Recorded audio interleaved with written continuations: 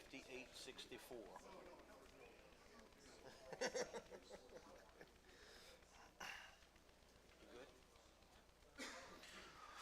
Okay, I'll ask for a little prayer. Mr. Martin, would you be so kind to lead us in a little prayer? Thank you.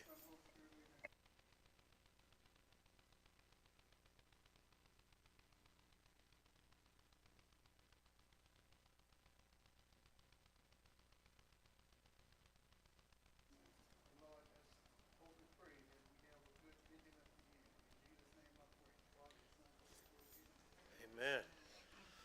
Yes, sir. Yes. Yes. Um, while Mr. Mater reminded me, but our wastewater superintendent, Tim Crater, is not with us this evening. His father is in the hospital, um, and it's been a little rough go the past week for him. So if y'all could keep him in your prayers.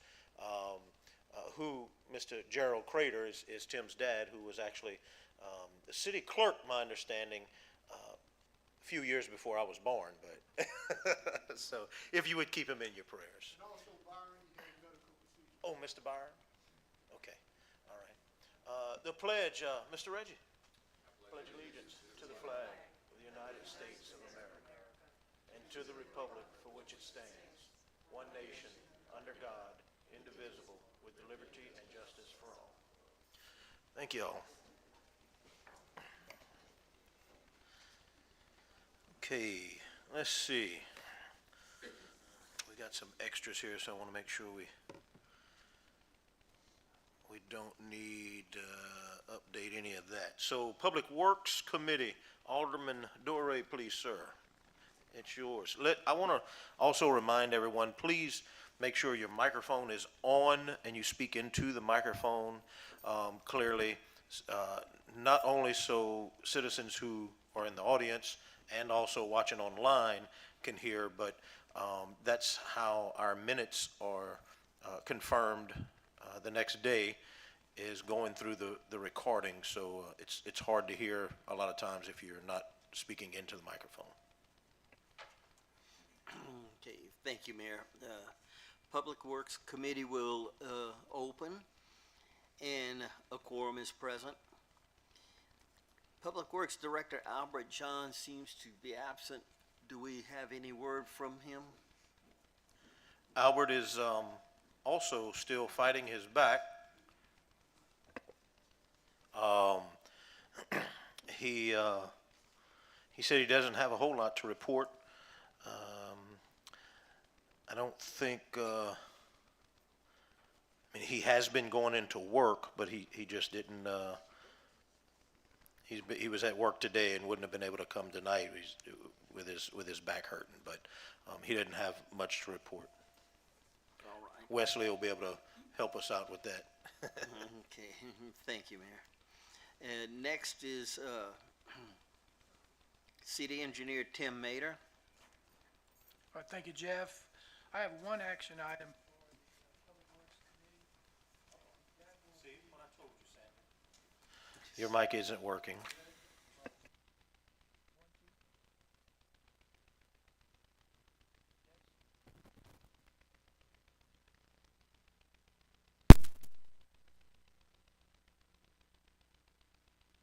It was working until the mayor touched.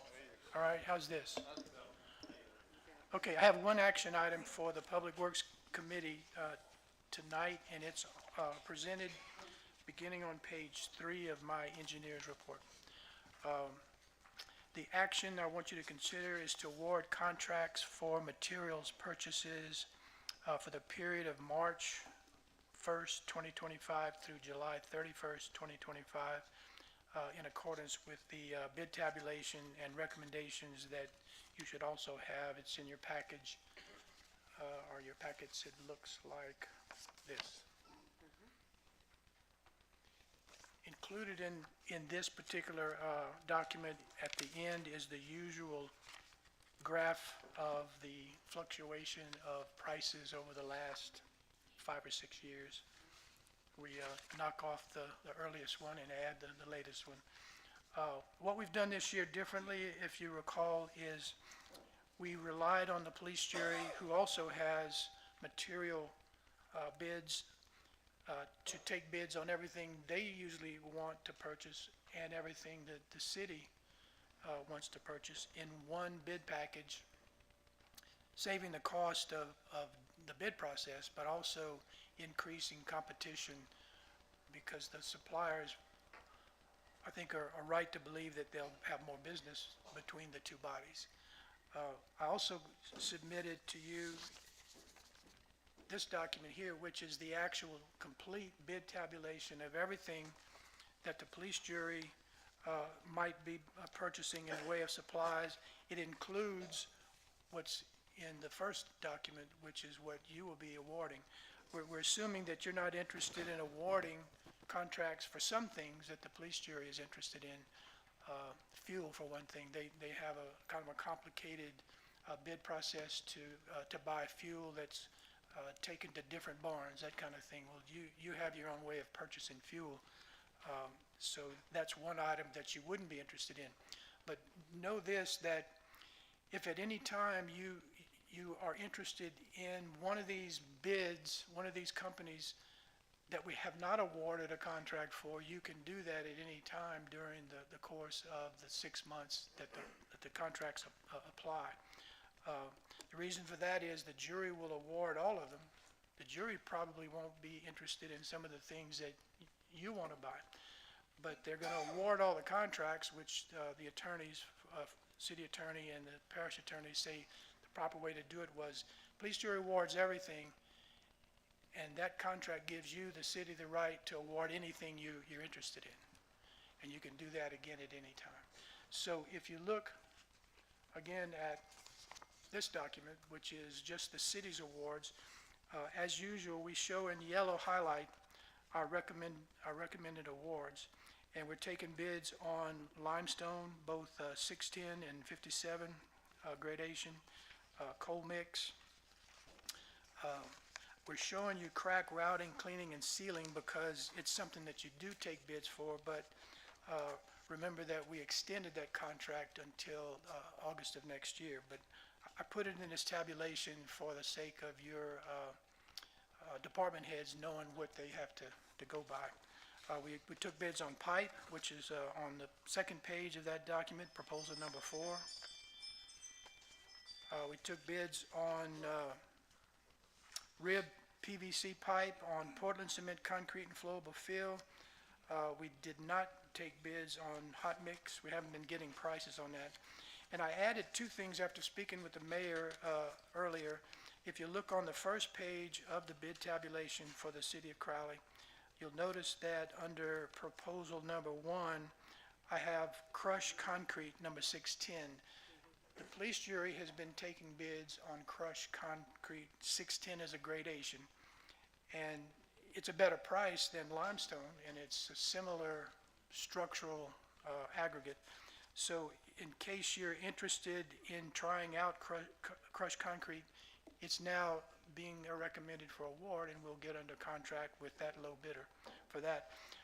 The situation the city's in now is that you have still a supply of recycled asphalt pavement, so we're not even using limestone until that's all gone. But once that's gone, then you might want to consider crushed concrete 610 instead of gray limestone 610.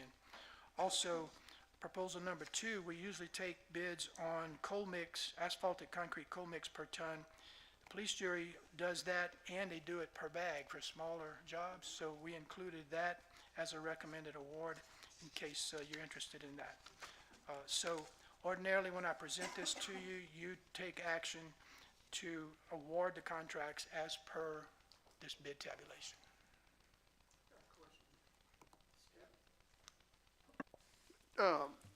Just to be clear with this, with the police jury, you say they award all the contracts?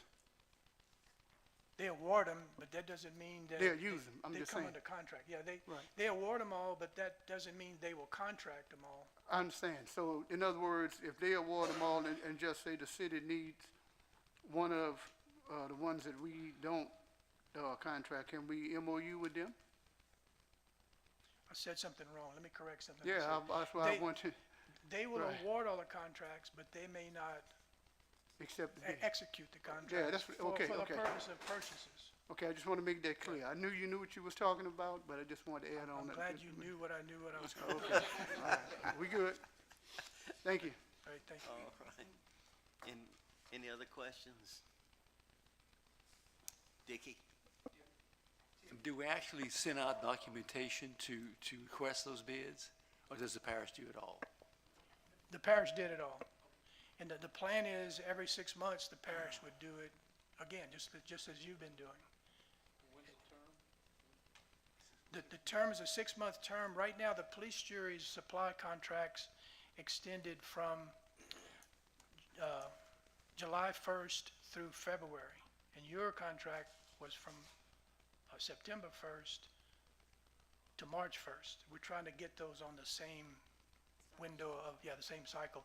So right now, this contract extends through July 31st instead of August, so that it gets, again, on the same cycle as the police jury. So when we do it again, then the police jury's term and the city's term will be the same. Yeah, we need a motion, again, to award in accordance with the recommended bid tabulation. We have a motion. Do we have a second? Step seconds it. Any more discussion? All in favor? Opposed? Motion passes. That concludes action items, and if you have any questions about any updates, you can ask me now, or between now and the meeting, or at the meeting, or at any time. Thank you very much, Tim. Thank you. Now we'll move on to our street commissioner, Mr. Wesley Jacobs, to give us, We also had some drainage under Westwood Drive at Northern. Another road is 7th at Ross. Right now, the sinkhole on Western, the contractor has started working on that. Also, Westwood Drive at Northern, they had to completely dig up the road. Everything was collapsed underneath all the way to the basin. So that's in. They poured the concrete Saturday.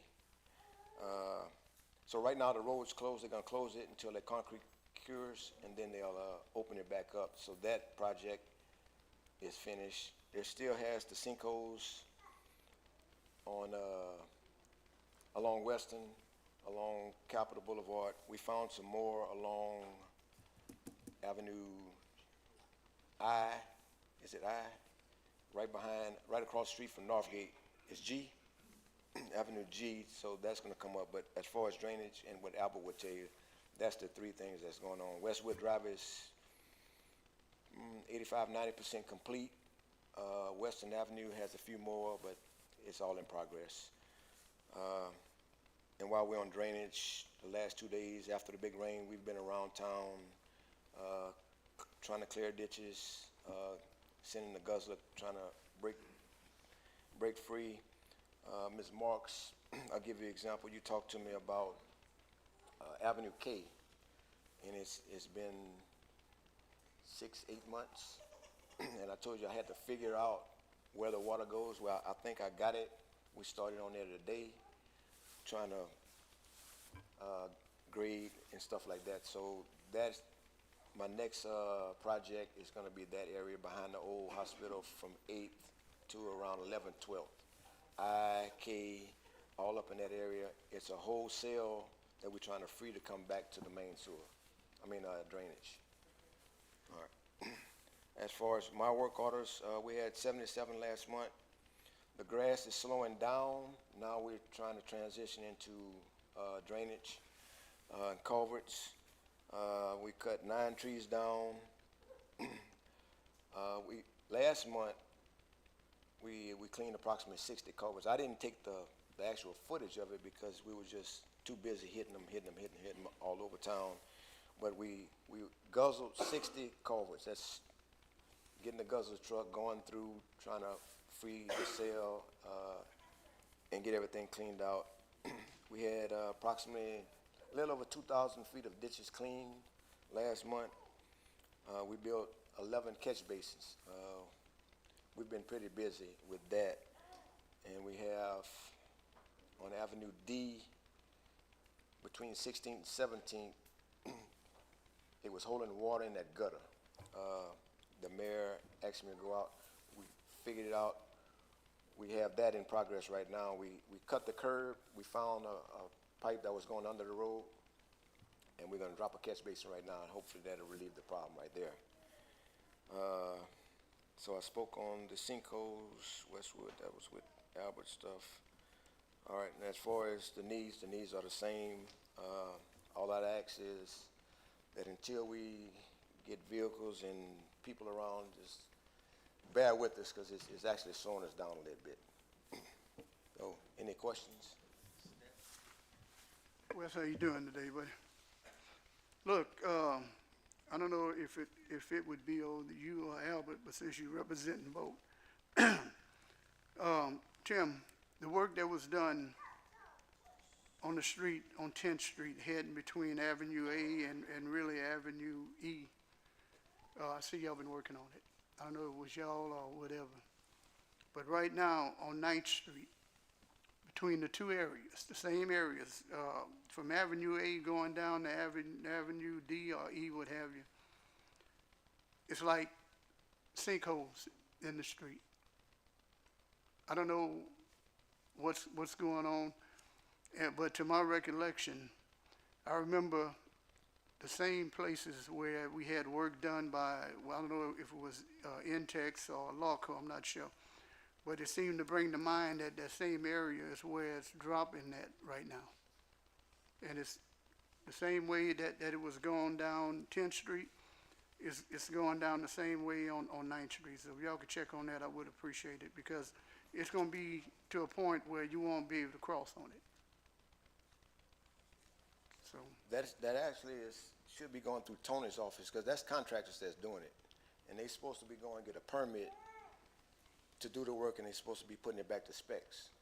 That has nothing, we didn't do any road work, we didn't bust any no, roads. no, that's why I said, I don't know who would be under the control of it.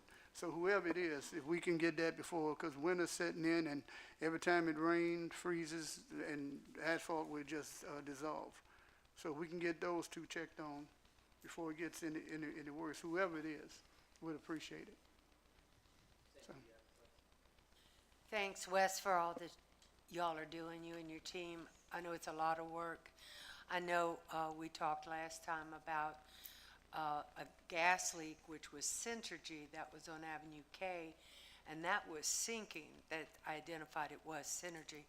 And I'm not sure who came out and repaired it, but this last week, they excavated some of it down and filled it in, and they did a repair, and it looks real good. I don't know if we did that or if Synergy came back and did it, but I had spoken with the city engineer about that, so that looks good. You know, for the time being, it looks pretty good job. Well, again, that's code enforcement. The repairs that are going through right now is the contractor coming back and putting it back to specs. They're putting the rock down at the bottom, they're coming up with the concrete so high, and then they got another crew that's coming up behind. Oh, no, that's leaks. That's the contractor. contractors who have dug up the road to fix utilities. Yep. They're now coming back to fix Fix it. those, yeah. So along 9th Street, you talking about 10th, Center Point, Lawco, but the contractors come behind and repair them. We don't have anything to do with anything in the road.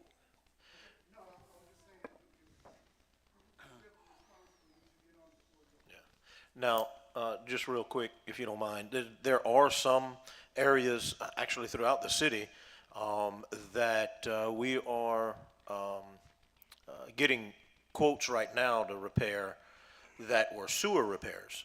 Now, that's the city's responsibility to do that. So we're actually working on quotes for that now.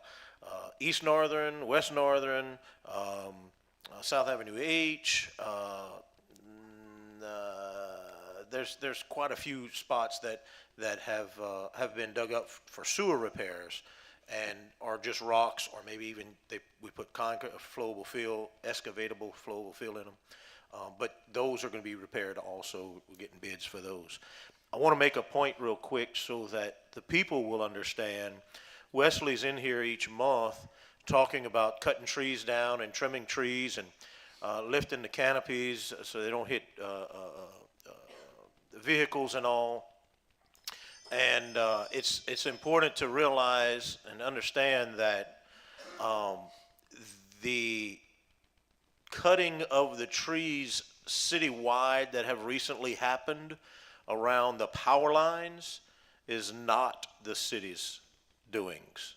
That is CLECO, who hired a contractor to come in, and I think it's 10 foot all the way around their power lines. They are cutting the trees away from the power lines. So we've gotten questions, why is the city cutting those trees like that? And we did not cut those trees like that. That is CLECO that hired a contractor to come through and do that. And they do that every few years. You know, it's kind of a double-edged sword. It makes these trees look bad. Some of them, I think we can just finish cutting down, because there's not a whole lot left to them. But at the same time, we're going to thank them when a storm comes through or a thunderstorm comes through and it doesn't knock our electricity out with a little 20-mile-an-hour wind, because the branches are not touching the lines. So, you know, our trees are beautiful, but they do cause a lot of trouble in our city. Drainage, sewer, roads, electricity, they cause trouble with all of those things. So, but just an FYI that as some people called it, the mauling of the trees were not the city's doings. That was a contractor came in for the power lines. All right, any more questions? Brad, did you have a question for Wesley? Oh, yes, it related to a utility, removal of the street on, East Fifth Street, the 700 block. But again, it was covered with asphalt, and if that work is ongoing, as you further stated, that they should get to it at some point. The 700 block, or is it east of Eastern? It's west of Eastern, that, On Fifth? on Fifth, on the north side, Okay. about in the middle of the block. There's an Yeah. asphalt patch and it's kind of getting rough Okay. to cross. We'll have to look at that. I don't know if that was sewer. I know the 900 block of East Fifth has a sewer repair. That's one of the bad spots. It doesn't have asphalt on it yet. And then the other sewer repair is on Avenue I, just north of Sixth Street. Yes. Where the flowable fill is. Yes. That's where we're getting a quote to fix that too, yeah. If you could check out the Fifth Street, just to make sure that's in that utility company's list.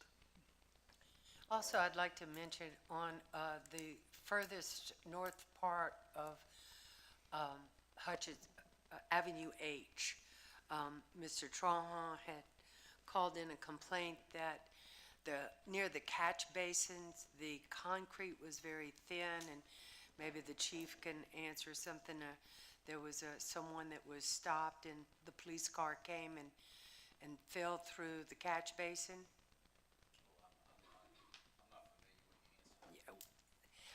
That's what I was told. I went down there and there was some areas where there was damaged catch basins, and he said it fell through, the police car fell through. I'm just saying, you might want to go take a look at some of those. Might still be in the hole. We might still. Well, that would be Wesley to go check on that. Yeah, so, it's on Avenue H, it dead ends, I believe, back there. North of Northern? North of Northern.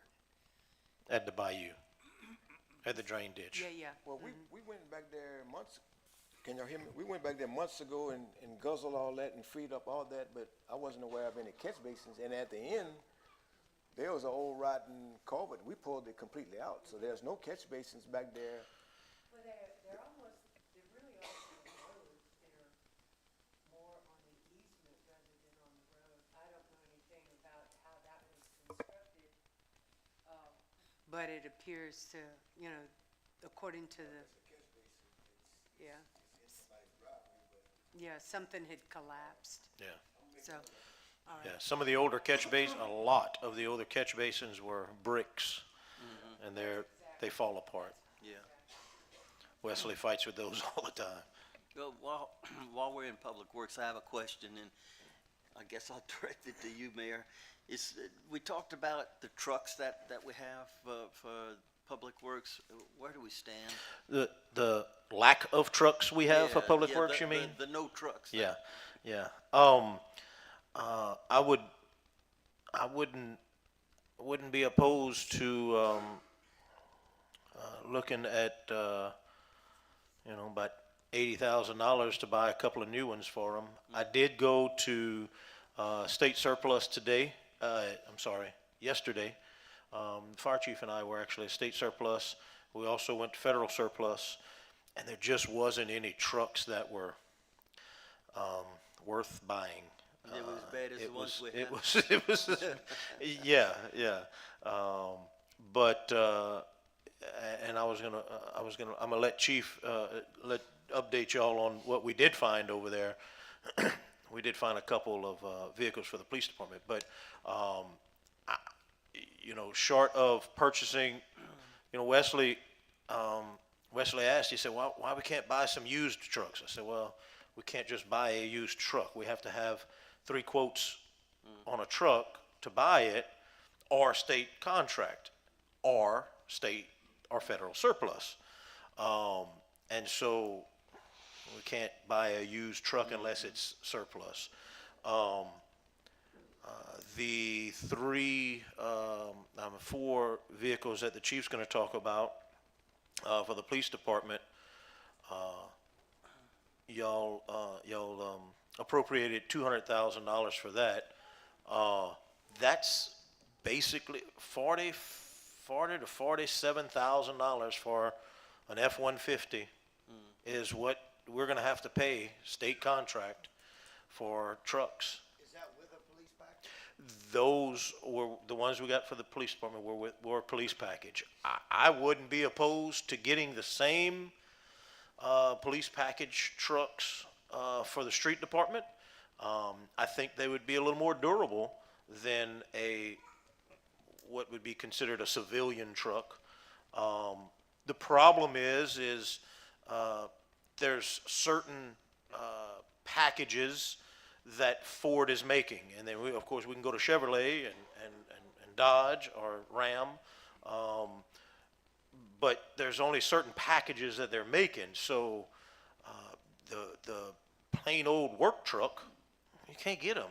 No. The sewer department, we bought 4 of them, 3 trucks for the sewer department last year, and, or the beginning of this year, last budget, and,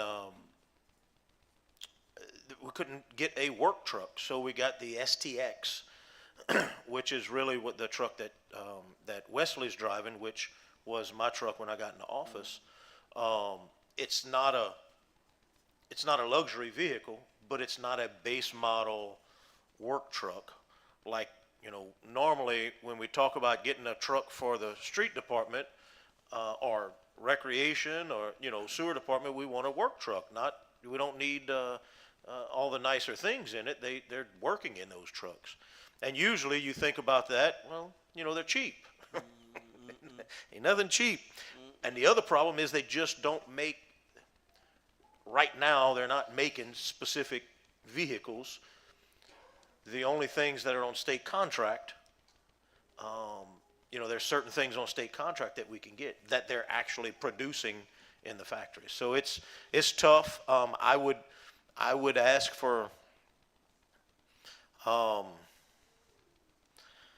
if we could get $100,000,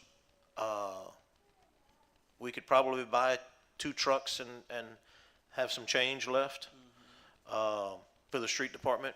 I'm not gonna give up on looking at state surplus and federal and LMATs and all of that other stuff. We obviously gonna keep an eye out for that. And honestly, that's what Wesley would rather. He would rather a used truck because of the duties that these trucks are are providing, they're used on the streets, shovels and, equipment and all kinds of things. Yeah, they're work trucks. They're work trucks. So he would rather used trucks, but we can't buy a used truck from a dealership off of their lot. We have to go through Lamatts or state surplus or something. And those that are state surplus right now, we don't want. There is a Dodge. I want to bring Wesley, and I haven't told him. I saw it today. There's a Dodge truck there, a Ram truck there. It's got a tick in the engine. Otherwise, it's a wildlife and fisheries truck. Otherwise, it seems in great condition. But I want to bring Wesley and maybe the mechanic over there. Let him listen to it. It may be a simple fix. I think it's a $3,000 truck. Yeah. Let's go pick it up. If it's going to be a simple fix, Yeah. But I saw that one today. So we're working on it. Other than appropriating, $50,000 for one or $100,000 for two, that's the only thing we can do immediately. And if we order them, I think we were told probably February for the 4 that were ordered for the police department. So, which he has something to look forward to. If we order some for Wesley, he has a date to look forward to. Okay, I'm gonna hold these together as best as possible to February. But right now, he doesn't have an answer because I don't have an answer for him. But if we want to, and we can appropriate. I don't know that one truck is going to do him any good. Yes, sir. We close. Y'all got the conversation going. It doesn't matter if it's new, old, or what, I just need trucks, and I don't think I can wait till February. So, but you got the police truck that's burning up and I can't get it. You got the Tahoe that the motor's burning. I called for it last week. All right. So right now I have 2 trucks to get 8 people around the city of Crowley. It ain't gonna make it till a new truck come in. So if y'all can, just come up with a number and I'm gonna figure out how to get it. I'll do the homework. I just need y'all to tell me how much so I can make it work. I'll get 1,000 bids, I'll get whatever. I can't wait. It's almost impossible to wait that long. I need a vehicle now. Mayor, with that said, I'll make the motion. I see where he's going with this. I'll make the motion that we apply whatever number you need to get these trucks or what have you, and go from there. Because I'm at the knowledge. I'd rather spend on new than used, because eventually that used gonna catch up with the new. But in this case right here, this is one of the trucks that you just say throw it in the back, and they have trucks that you say don't sit in the back. So I would think, with that being said, that we can go ahead and I'll make that motion, because, Wes, I see where you're headed at. You just need something now. Oh, yeah. Well, I mean, the negotiation. He's gonna do it. Well, that's what my motion is, to come up with a number for you, and you go from there. Let's work, Wesley and I we're gonna work together this next week, and we'll have something for y'all Tuesday, next week. Chuck, you got a, Yeah, did you ever get a vehicle from, was it the police jury that had a F-250 that they were, or was Troy and them's department? Did they ever get that one? Yeah, well, we just got 2 more, so Microphone, Troy. one of the new trucks was gonna go to the other guy who was gonna turn the the Dodge, the 2500 over to them. And that's the plan moving forward. When we go to get rid of the trucks that we're purchasing now, is to pass them on to the city to where they can finish them off. Cause a lot of, Is that in February, or that's, just got another? no, we do have an old Dodge that we've been using, as like a pool unit. If one goes down, administration will use that one. And right now, that's what we're using because we had a Tahoe that went down. But, we just picked up 2 Tahoes at the, what Chad and them did at the, surplus. And, we got those pretty cheap. I think we got both of them for $9,000. So it was a really good deal on them. So currently y'all are ready to turn the 2500 over to them? Probably Yes, not tomorrow, Right, but but next couple weeks, I'm sure. Okay, all right. Listen, here's the other problem is, and it's just like the fire department, and the police department, street department, animal control. Animal control they were just about ready. They would, actually, one of them, I think, use their own vehicle for a minute. All of these vehicles, all of these trucks that we're talking about are 90s, 97, 98 models. These are vehicles that have been neglected from being replaced for many, many, many years. And it's all coming down to now that it's almost impossible to keep them running. And so, you know, no one who's asking for these trucks are responsible for being in this position. They were put in this position, so we're having to work through it and get it. Me and Wesley will work over the next week to get a number. He's really adamant about not getting a brand new truck because he doesn't. If he would get 2 new trucks, there would be a whole lot of equipment change going on because him and Brent would swap their trucks and put them on the road, and they would take the new trucks to keep them in better shape, I think. But he didn't want to do that. He really does. He's really not interested in new trucks, but that might be all we can get. There's no way. It is. I don't know any possible way to buy a used vehicle from anyone except the state of Louisiana, because you can't get 3 quotes on the same vehicle. And it has to be the same exact vehicle. I can't get a quote from Shetler Crowley on an F-150 and go to Lafayette and get a quote, and go to Abbeville and get a quote on an F-150. It has to be the same F-150. And the other dealerships aren't going to be able to quote the one that Shetler has because it's a used vehicle. They're not going to give it up. And the same for Shetler as the other one. So it's impossible for the city to purchase a used vehicle from anyone except another city that may surplus it. And honestly, most of these cities that surplus their vehicles is the same position we're in. It's time to get rid of them. So that's where we're at. It's been neglected for a long, long time. But let's work together over the next week. Wesley and I will find some numbers. We'll try and find a vehicle that we can find surplus, but within the next week or two, the chief will have these 2 Tahoes ready, and that truck will be ready to go to the street department. So that'll be 1 truck. But really, if they can get that one and 2 more, they'll be able to breathe a little bit. It won't be final, but they'll be able to breathe a little bit. So we'll work on it and come up with a number for next week. Thank you, Mayor. And any more questions for Wesley? Wesley, you good with that? As long as you can get some trucks. Step. Wes, did Paul get in touch with you? Yes. And he couldn't find you nothing? He sent me to the company that has the state contract. I'm gonna spend 35, almost 40 on a used truck. Well, 5 miles. Okay, but I just wanted to make sure he got in touch with you. Yeah. Okay, thank you. All right, well, if there's no other questions, then thank you, Wesley. Thank you. And I don't see any other action items. Nothing more from you, Mr. Mayor? That's it? Then I will close Public Works. Thank you, sir. Utility Committee, Alderman Martin, sir. Thank you, sir. Utility Committee, well, we're here on this date. We have a quorum, and we're gonna start off with Tim Crater, which we understand he's with his father at this time, and we're gonna. He did send his report He in. did? Okay. During the time frame since the last committee, November 12th to current, there were 109 Louisiana one-call locate requests, 22 work orders filled.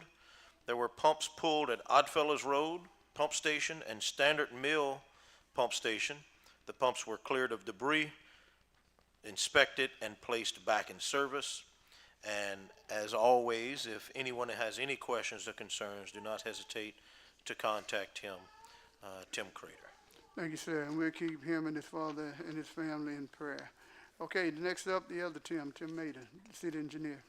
Yeah, thank you, Step. I have no action items, and as I said in the Public Works report, if you have any questions on updates, feel free to ask me at any time. Okay, with there being nothing less to come before us, we're gonna go ahead and shut it down. Thank you, sir. Recreation, Alderman Ashby, please. We will open up the Recreation Committee. First up will be the Recreation Director, Zach Duyo.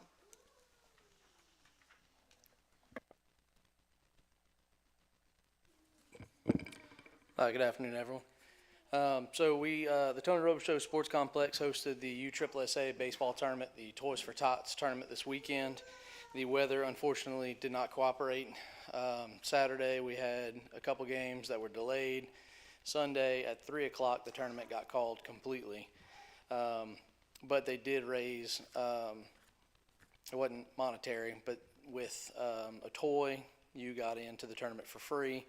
Crowley was one of 4 locations between Youngsville, Broussard, and Scott, and there were over 140 teams that participated in the tournament. So a whole lot of charity going on for Toys for Tots, and a lot of people came. We had 32 teams come to Crowley. Excuse me. So great benefit for them. So we've started practices at the rec for basketball. Started last night. Practices will be Monday through Thursday until January 6th. On January 6th, games will begin, and we'll have games January 6th until it's looking like the 3rd week of February as of now. So we'll have practices between the Rice Festival building and Martin Luther King Center. And then we have our baseball and softball registrations beginning next Monday, and that will be a 2-month registration period between December 16th and February 16th. And our spring is going to get up and run very quickly with a registration starting next week. And then we have Notre Dame, Crowley High, Northside Christian, JMU, and then the first 6 weeks we're looking to host LSUE in some form or fashion, since their construction on their baseball field is going longer than they expected. So we will have something going on every single weekend, and then starting in the second weekend of February, we've got 2D coming in. So we'll have 2D, USSSA, FASA, and then we're also entertaining another softball organization from the second weekend of February. We are booked until the last weekend in July. JMU played last night at Martin Luther King. They beat Mississippi Christian College 114-66. That concludes their 6-0 run since the last time at MLK. They're now 9-5 on the season. And their next game will be on January 15th at the Martin Luther King Community Center. Zach, I think it's important people realize that that basketball game is free of charge. Yes, sir. They do not charge for you to go in and watch that college basketball game. So spread the word, let people know. Those boys are pretty good. They've looked really, really good. They do well. And also to note, they're 4-1 at home so far this year. So they've got 3 home games left, January, February, March. So be good to go check them out and go give them y'all support. I had a garden club meeting today, and the ladies were asking, it was before my time, so of course it's going to be before your time too. Sure. They said they had planted some trees somewhere by the MLK walking track. Do you know if they have some trees somewhere? They did. Are they still there, do you know? Or? Doubt it? Okay. And excuse my ignorance, but where exactly would be the MLK walking track? Is that around the baseball field? Mm-hmm. Well, and where do you know what the details of that would be, Step? Right behind the gym in itself, between the gym and the softball park. I don't think that's all. I think there's a few different ideas going on here. If the garden club said they planted trees around the MLK walking track, I have no idea where that would be. They certainly feel as though they planted it around a walking track that was there, Oh, And no. you're saying that it never, you don't know if the trees are still there, but the walking track never happened. Well, So, I don't, let did me they say where let me that was? clarify, okay? I don't know At where the that ti- would be. Well, at the time, they were supposed to have done a dry run. Jeff, I think you was on the council at that time. They were supposed to went out and done the grading for a track. So they did do, whether it was a tractor or whatever it was that they had used to put the foundation for it. I remember that. And it went to the wayside from that point on. But there was supposed to be one. In fact, in the middle of the track, there was supposed to be about a 50-yard football field as well. Now, I don't know if they took that for their guidance, but there was supposed to have been one. Well, maybe, Mr. Reggie, maybe they were talking about the MLK Park. Is there some trees planted there? Yeah, yeah. Well, then it might be that. And at the They used the- MLK Park, there was, there have been different monuments where, I know trees have been placed. It was, I mean, like you said, it was before me, but at the same time, when I went walk with the Proctors 3 or 4 weeks ago, there's all kinds of new, I'm pretty greenery sure out that's probably there. what it is. And that was my other question was, would it be an actual track, like an asphalt track that you're talking about, or a sidewalk? Well, like I Or said, what kind of material are we No, talking about? well, we're supposed to use some of the stuff that we, with the streets or what have you. Mm-hmm. That was the lay down for the first, and then we'll, with the upkeep of it, but it never came to fruition. Okay. Oh, man, that was the last time we done the streets. Oh, that was late 25 90s. years. Yeah. Late 90s. Yeah. I wasn't trying to open up a can of worms. I was just No, wondering if there you're was some fine. trees. And I If there's mean, some Oh, no, trees, no, that's no. cool. I don't think that wouldn't be a bad idea But to have that- something like that, but at the same but that- time, That was the actual gesture at the time to go ahead and use that. And like I say, I don't know if they, 25 years, the tree would have put in a lot of growth since then. So if they did do it, I mean, somebody ought to remember, because I know we done a tree on the front, on the east side. Well, the whole thing got started because we were talking about Arbor Day next month. So Sure. we're talking about trees that we've had problems, I think, the last couple of years because of all the droughts and the trees Now- keep dying. And Right. so, I'm glad you mentioned that. but I was going to bring it up in Katie's. Yeah, For Arbor Day. let's talk about that more then. well, and I can tell you this, as far as a walking track from the front door at the MLK Community Center, you walk that path to the pavilion, go under the trees, go to the back of the softball field, and back 2 times, it's 0.32 miles. So you do that 3 times, you got a mile. I've done that a couple You know what it times might be since I've too? started. They might have used the actual concrete pad leading from the, Sure. the back of one of the doors headed to the softball park. Okay. I mean, that's the only thing that I could see. Oh, sure. Yeah, but Yes, I sir. know the other one was supposed to have been around the oval, little oval setting for the walk. That's pretty much it. And speaking of MLK, I know I've spoken with Mr. Brad a couple times. I spoke with Willie Bergeron with Clico on Monday morning. 2 of the lights on the backside are working. The playground still is not. It comes on and off. It's got a mind of its own, but those back 2, when you're driving in, all the way in the back, and then in the middle, facing the basketball courts to the middle, those are both on, as well as the softball field. So the only light that what's that? One of them on the softball One of field. them I on went softball out there field the on other day, the on other first night. base line Yeah, going over. So the next concern is the. we need to get them to fix that. light, I'll facing try and the contact playground. Willie again and Yes. Okay, any other questions for Zach? I do. On another note, and we had discussed this earlier regarding the tennis court lights on the East 8th 8th Street Park. Yes, ma'am. A work order had been put in. We have some tennis players that would like to use that tennis court in the evenings.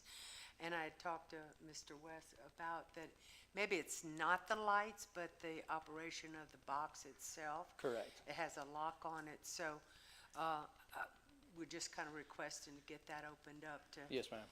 get that in service for Yes, the, and I spoke with Wes about that You when the did. meeting first started. about the Okay. breaker box itself, us finding a key, and then we will getting have to that. find an electrician, because it is on the inside of the park. It Okay. wouldn't be Clico's responsibility, it would be up to us to find somebody. We don't have, I mean, we don't have any ladders that are that tall, we'd have to get somebody with a lift to get up to replace, or if it is, like you said, if it is operational, if it's a breaker, then, you know, we'd have to see what exactly it is. I had tried Levy Park, and the sound of the turning sounded really good. It sounded Mm-hmm. like it was workable, but it wasn't the same thing at the 8th Street Park. It just kind of seemed to slip something by, because Yes, ma'am. nothing ever went. But the sooner we can get that court into service, I think we'll make some additional tennis court players very happy. Yes, it's certainly in the process. Yeah. Okay, But- thank you. Ms. Marks, I'm going to tell Zach to get some pricing on repairing those lights.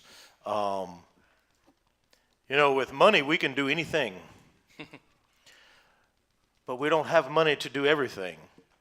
We currently have Levy Park, which has been kept up, that, you know, just whoever decided to do that, did that. It's very well used, and the lights work.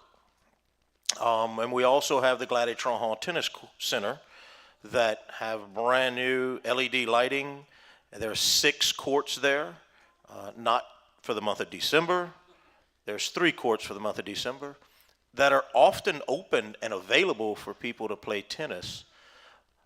Our city has probably 15 tennis courts around the city, all of which, with the exception of the 2 that I just mentioned, have lights that don't work.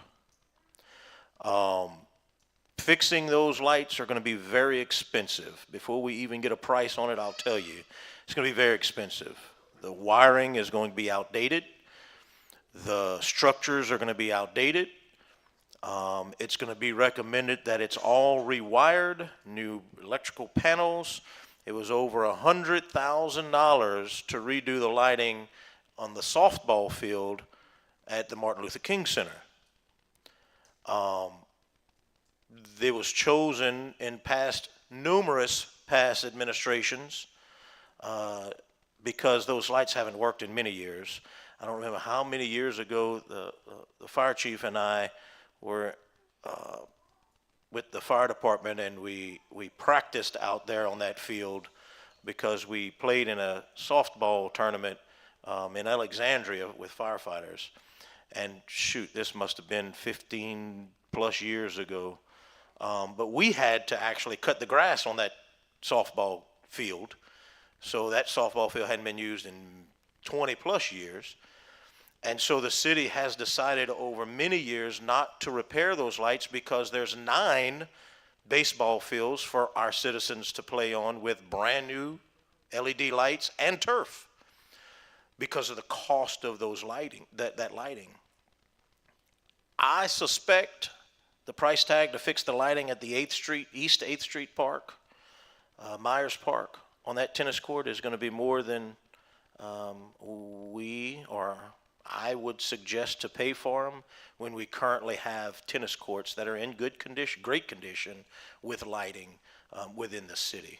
I just want to caution you that it's not going to be a fix as opening the breaker box and flipping a switch or changing light bulbs. I'm afraid it's going to be a lot more than that, unfortunately. That's pretty much what we thought, but we wanted to get it out there and make the effort and let the citizens know that we're making our best practice to get something up and running there, even when the probability might not be feasible because of finances. Yeah, it's kind of like those pickup trucks. They've been neglected for a long time. That's right. We have other areas that are in more need, but we do want to put it on the wish list for those that are wishing those lights would be on, that we're making a good effort. And Yes, ma'am. as we discussed before, we're well aware of the situation, so it's a Yes, good ma'am. perspective for everybody listening. Thank you. Yes, ma'am, thank you. Hopefully, the wish list in that park is a dog park before a tennis court, but I know that's still up for discussion. Anybody else has anything else for Zach? This as well. As we call it, the Catholic Park or 3rd Street Park. tennis courts needs to be redone. They're starting to play ball again. Basketball? Yeah. You said tennis or basketball? Oh, no, it's basketball. Yeah. No, It's- but I'm just saying. Yes, sir. Well, it's a tennis court. Yeah. They play basketball on That they the play tennis basketball court. on. I'll tell you, I'll give you an example. I'm looking at Huff Power Park right now. I've got some quotes in Huff Power Park is on West Northern. There's 2 tennis courts there. Both tennis courts are within the fence, so it's kind of like Gladiatron Hall. They're the same slab, but there's 2 courts there. The surface is not safe to play on, so there's no nets, haven't been for many years. The lights are not going to work. But some of the citizens have asked for basketball there also. I got a price because the tennis courts there are asphalt, like most of the tennis courts throughout the Right. city. And I've got a price to overlay the asphalt for that. What I was looking at doing was taking the fencing down on each side, Right. leaving the 2 ends, which are higher fences up, put 4 basketball goals because there's enough room there for 2 regulation basketball Right. courts. Overlaying it all with new asphalt, and we're looking at about $35,000 not bad. for that court. Again, there's a lot of courts that need to be looked at. We need to pick a few to do, obviously because of funding. Those that are utilized more. I think Huff Power Park would certainly be utilized if we would have it ready for them to go. There's a lot of, it's a really beautiful park, and a lot of the residents around there would enjoy that, I think. But just to give you an idea, that would be $35,000 for asphalt, not concrete. And But- to Well, we would further go with your asphalt. point, Mayor, the 35,000 would simply be asphalt the top. That's it. This isn't new foundation, reconstruction, resurface. It's simply asphalt. It's Yeah. the bare minimum of what we could do. That's not And basketball that's goals, not- that's not It's any of not that. the plethora of things that you'd be looking at $70,000 or $80,000 for one foundation. Because this Well- is something that when I first started, we looked at pickleball. Everybody said, "Oh, pickleball or tennis, tennis courts resurfacing," and it's a lot. It's not just, and to his point, if we want to do what's absolutely best for our community, it's not going to be the bare minimum of let's just put some asphalt over it and put a Band-Aid on it and then have to replace it in another 7-8 years. It'd be the entire foundation, new poles, new nets, new basketball hoops, like everything that goes into it is a lot more than just, let's put some asphalt on it. Well, my thing is this, I mean, taxpayers are taxpayers, Sure, okay? Sure. It doesn't matter where it's at in the city, as long as it benefits the city. sure. And I know that court is used a lot, not only for basketball, I mean, they have gatherings there as well. So, I mean, I'm not trying to push one over the other, but all of them are on equal standing as far as I'm concerned. So if we can do for one, we can do for the other. Might take a little time. but Oh, if it it's would- on- yeah, But it since will. Chuck offered a wish list, that's on the wish. Yeah, I hear you. All right. Oh, yeah. Thank you. Oh, yeah, we want it. Thank you, Step. Agree with you. Basketball, that's probably one of the most utilized courts. It would be awesome, yes. Yep. And especially at that location, I agree. Yep. Anybody else has anything for Zach? All right. If you didn't get to make it out to see Zach's unveiling of his 2 new vehicles that were donated by businesses in Crowley, it was pretty amazing. Not pickup trucks. That's right. That's right. 2 Gators, and it was great. So thank you again for the work you done to have those donated, and thanks again for the Absolutely. citizens who donated those to y'all. Yes, sir. Appreciate you. And Zach, Zach and his team have been helping tremendously with the ice skating since it's at the recreation department. They've been really helping out a lot over there, and it's been very, very well attended. It's been a big deal when it doesn't rain, but Right. it's been a big deal. Thank you all. Thank you, Zach. All right, thank you, everyone. Y'all have a great evening. You too. Tim, I'm really not sure why they put you on mine, because you never have anything to say, but I'll give you an opportunity. I have nothing to say. No report. Thank you, Tim, I appreciate you. That'll be it for the Recreation Department, and we'll close. Thank you, sir. Zoning and annexation, Alderman Reggie. Thank you. I do have a quorum. Everybody is here. On my report, technically, I don't have anything, but the Crowley Planning Committee emailed me today asking to put this on the agenda, so I'll have to ask to amend my agenda to include, to consider subdivide as shown on preliminary and plat showing Lot 3 owned by Dixiefield Property LLC located in the city of Crowley, Acadia Parish. And then I also have a consider a conditional use to occupy a learning center located 514 West 10th Street in the city of Crowley, Acadia Parish. So I'll have to, that'd be my two that I'm asking to amend my agenda for, and I guess I'll start with I will vote yes to amend. Mr. Martin?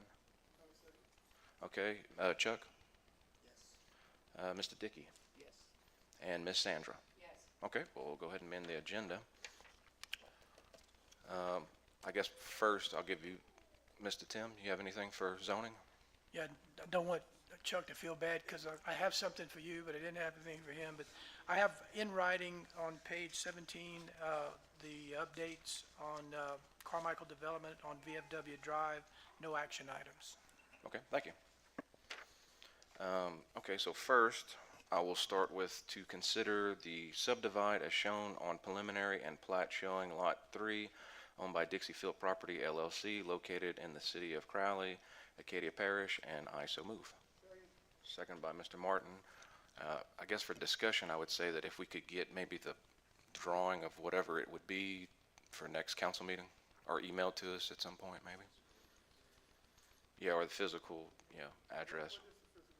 It is, we'll get that drawing, but FYI, it's, when you passing in front of Fizzo's heading west, and the road curves to the left, the first curve to the left there, it's on the right-hand side, the first section of Dixiefield there. That still isn't sold, it belongs to Dixiefield. Then you've got two lots that belong to the Shettlers, and then the last lot is up against the bayou, the drain ditch, so it's that first one in that, going east, I'm sorry. It's on the west end of that, yeah, yes. Okay. Mr. Dave's here, if he's got, you got something to say, Mr. Dave? No, he's here. He's here. You want to say anything? Nothing nice to say? No, thank you. We'll get a drawing of, Yeah, I'm sure. of it for next year. Any other questions? Yes, sir. Mhm. That's what it says, just to subdivide as shown, showing Lot 3. Yes. The reason the chief's asking about that is there's fire hydrant questions out there that have been overlooked in the past that we need to make sure are taken care of in the future. Okay, As those properties are divided and approved. that's understandable. Any other questions? Yes, sir. Yeah, that's what I was about to law up on. So, Lawco would be the one to put the hydrants out there, correct? Lawco would be the one that the developer has to, or the property owner who is subdividing has to contract with to install the fire hydrants, yes. At their expense? At their expense, Good yes. enough. All right, thank you. Okay. Any other questions about number 1? Okay, all in favor? Aye. Any opposed? Okay, great. And then number 2 would be to consider a conditional use to occupy a learning center located 514 West 10th Street in the city of Crowley, Acadia Parish, and I so move. Second by Ms. Sandy. It says 514 West 10th Street. I'm not familiar with the address. It is, yeah. It is 2 blocks behind Crowley Kindergarten. Tim, if you don't mind, Sure. I I spoke in the zoning and annexation meeting last week, and they didn't have a quorum. I'll give you all my opinion. This gentleman is in the audience, a very well-respected man, has a great business, a well-respected business, runs it right, and takes care of some of the young people in our city on a daily basis. Currently, he is located in what most citizens would call the new houses, which is across from the sheriff's office. When that neighborhood was built, it was built with a building that was made for a daycare or a learning center, as he considers his business. Recently, he is not able to get his lease renewed. There's problems with that building and that property that they refuse to repair, and they refuse to renew his lease. So he's looking for another location to locate his business. While I can appreciate that, the location he is currently at that he won't be able to stay at, and I want to do some research on that. It was my understanding that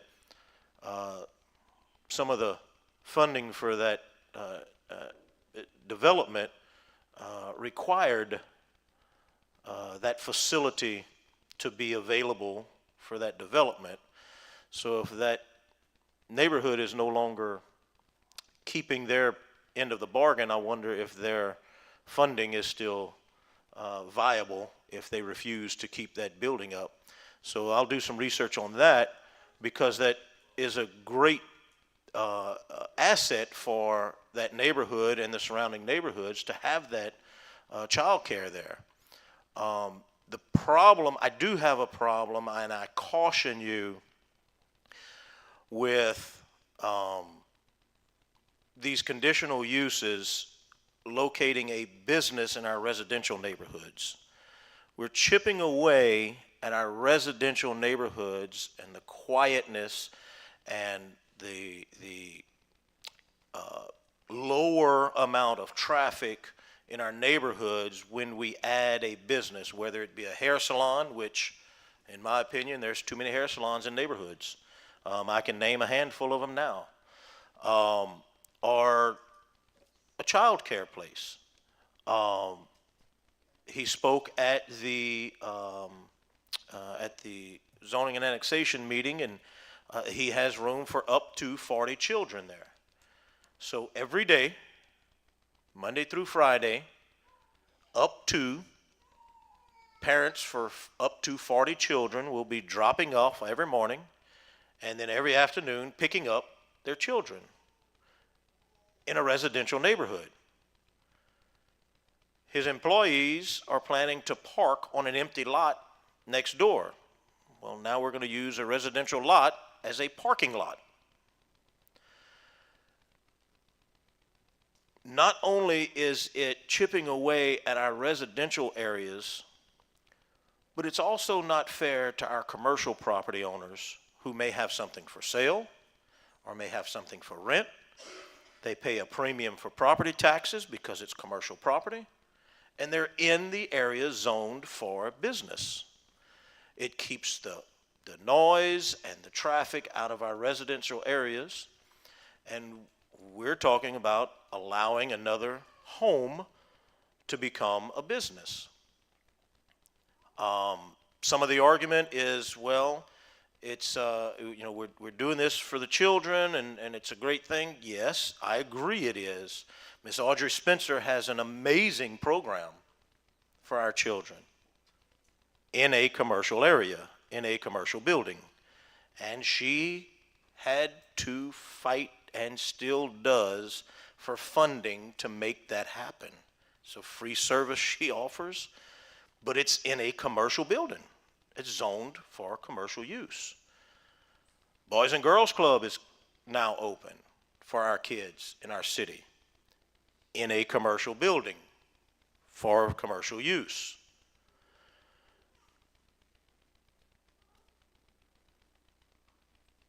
It's tough for me to say that I can't, and I spoke with the gentleman today.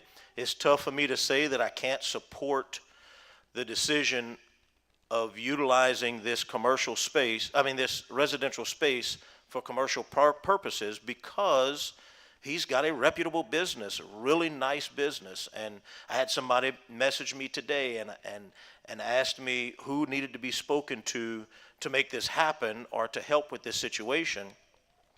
And I told him the council ultimately makes that decision. But I'll tell you, and I told him, but I'll tell you that I don't support it because we're chipping away at residential areas. And while the neighbors today will tell you that they support it, I guarantee you in months or years to come, we're going to get complaints because they're blocked in their driveway, they can't get out, the traffic is too much. The trash that's going to be produced by a business in this residential neighborhood, he's going to have to get extra trash cans. Is he going to put a dumpster there next to these people's homes? It's going to create issues later. And the person who'd messaged me says, I understand. I ran a business at my house in a residential neighborhood for years, and I have fought with complaints the whole time. And he said, I understand what you're talking about. So it's tough for me to not support this gentleman in his endeavors at doing this, but I can't support him at that location. I just don't think it's right. We're chipping away at our residential areas where people want to go home, be quiet, not have to deal with traffic getting in and out of their driveways while this is happening. So again, the Zoning and Annexation Committee approved it or sent it to you all favorable. So a vote for it would be for it. He is here to speak, yes. Well, Yes. actually, I got a question for Mr. Tony. Mr. Tony, could you come up for a second? Because I have a question for you. I have a question. Yes. So the question, because I got a phone call about it today too. So instead of a conditional use permit, kind of like what the mayor's saying too, if we instead of a conditional use, we put it under a variance, that way all the neighbors would have to sign off for it. Would it have to come back to us again? So when you say variance, there's multiple variances. Well, I guess There's a zoning variance, there's an occupancy variance, and there's a conditional use. So conditional use is specifically when it's not zoned for that occupancy. That's why you're putting it under conditional. Okay, the first occupancy in that is residential. So that's the purpose for conditional use. The process is determined by state statute, not city ordinance, by state statute, which requires certified letter sent to abutting property owners, public hearing, planning commission, and then that recommendation comes to the power of the vote, which is the council.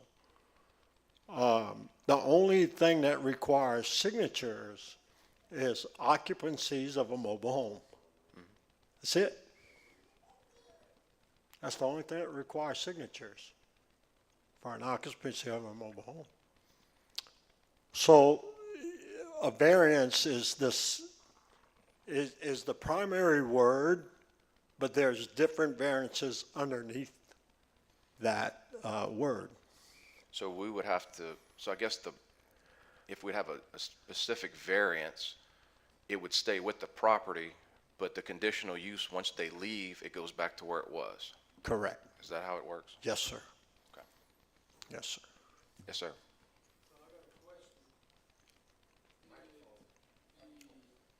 Yeah, you want to use Ms. Sanders' microphone?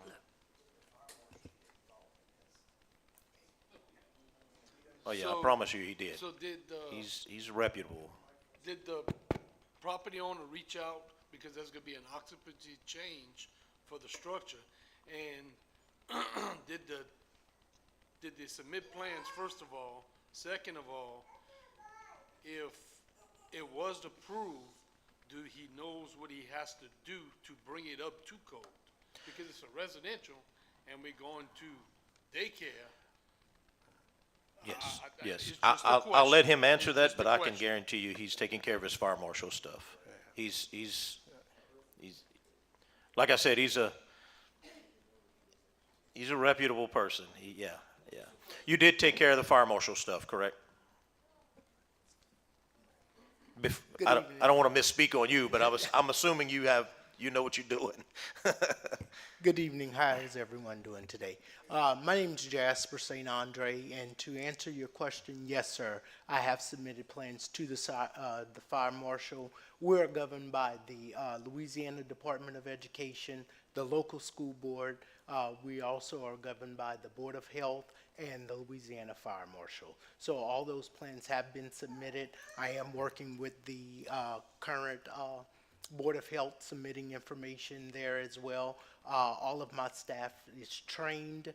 CPR, they have to take X amount of hours each year to be certified in the daycare system. Also, a substantial background check is done through the State Department, being that we are working with children. Everything is highly secured, confidential when it comes to our children. If any one of you guys have ridden by the property, you'll notice that a 6-foot fence have been placed around the perimeters of the property. All the exits, every exit that is in classroom has to have an outside exit. All those doors have been installed with the push bars to be able to escape as well. All fire extinguishers are in hand. All fire alarm systems have been placed as well. Again, like I said, my roots are here in Crowley. I don't live here in Crowley, but my first years of education was at Crowley Middle School. Taught there for 5 years. Then I went on to St. Landry Parish. Now I'm actually currently teaching in Lafayette Parish as an administrator at S.J. Montgomery. My staff is, they have their CDAs. The local school board comes in again and monitors. We just had 2 evaluations, with one with Cecil Picard and 2 with the school board. Both were proficient. I am here for the kids. That is my goal.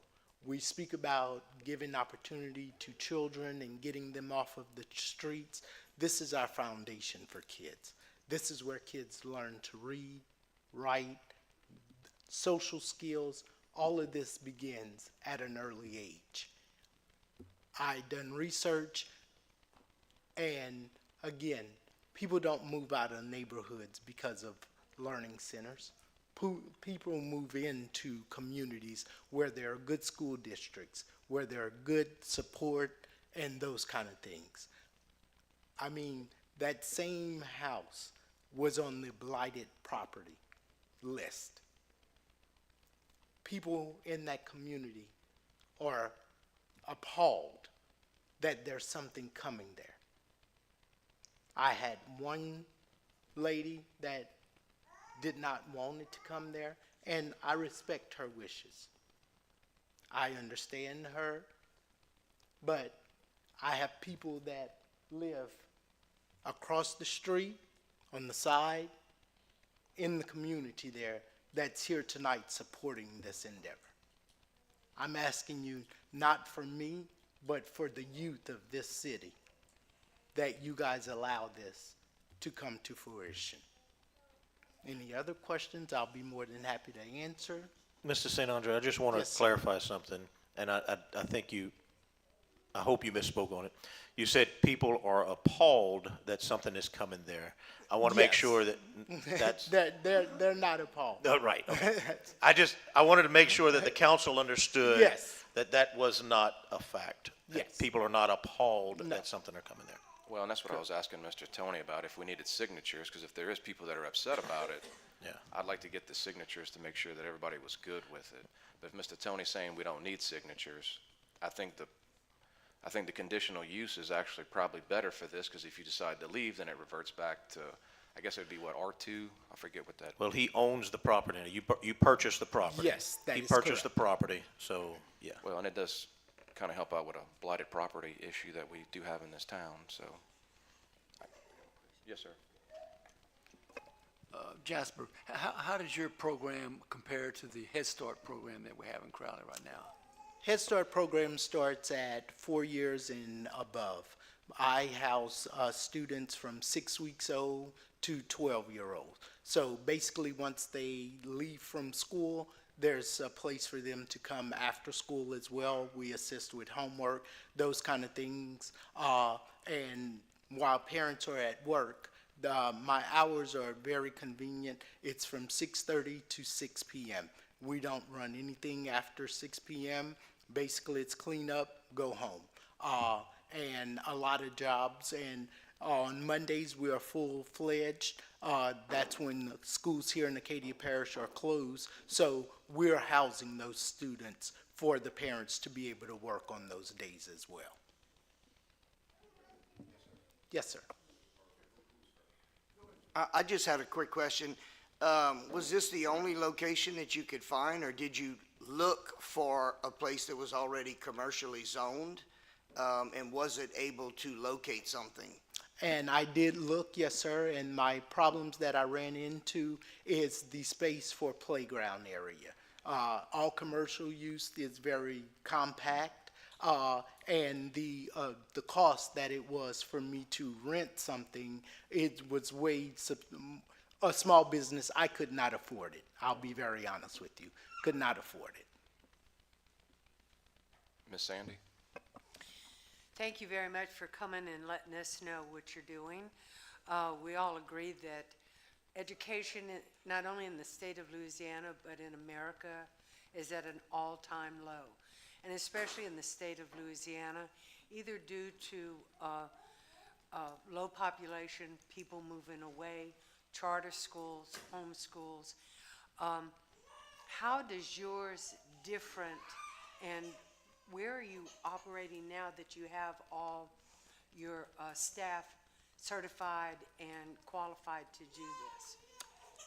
Actually, I'm operating at 1810 Joseph Peach Street here in Crowley, and I thought everything was well until Board of Health stepped in, and there's concerns about the flooring in there and different things that I've submitted to M&T Properties to ask for them to repair those, and they just refused to repair them. And at the beginning of last month, they sent me a termination of lease letter. And my question was, why? And they told me that they were taking the building in a different direction. And that was my deal. But the LDOE requires that everyone that works there goes through a number of classes to be able to stay within state guidelines and compliance. And also Board of Health, you have to take a class every year to be able to stay within food and safety. So you're in compliance with everything.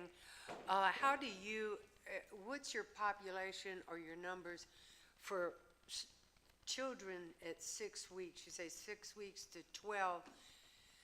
Do you prepare them to go into the public school system after that, at that point?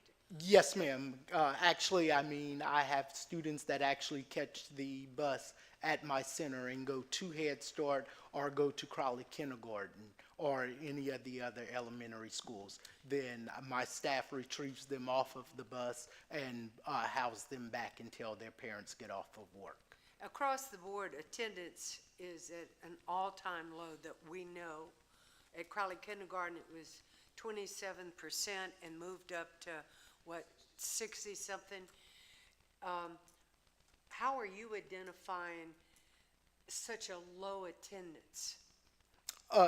My deal is, I mean, parents that work they are getting people to keep their children in other parishes or other towns because there's nowhere for them to bring them.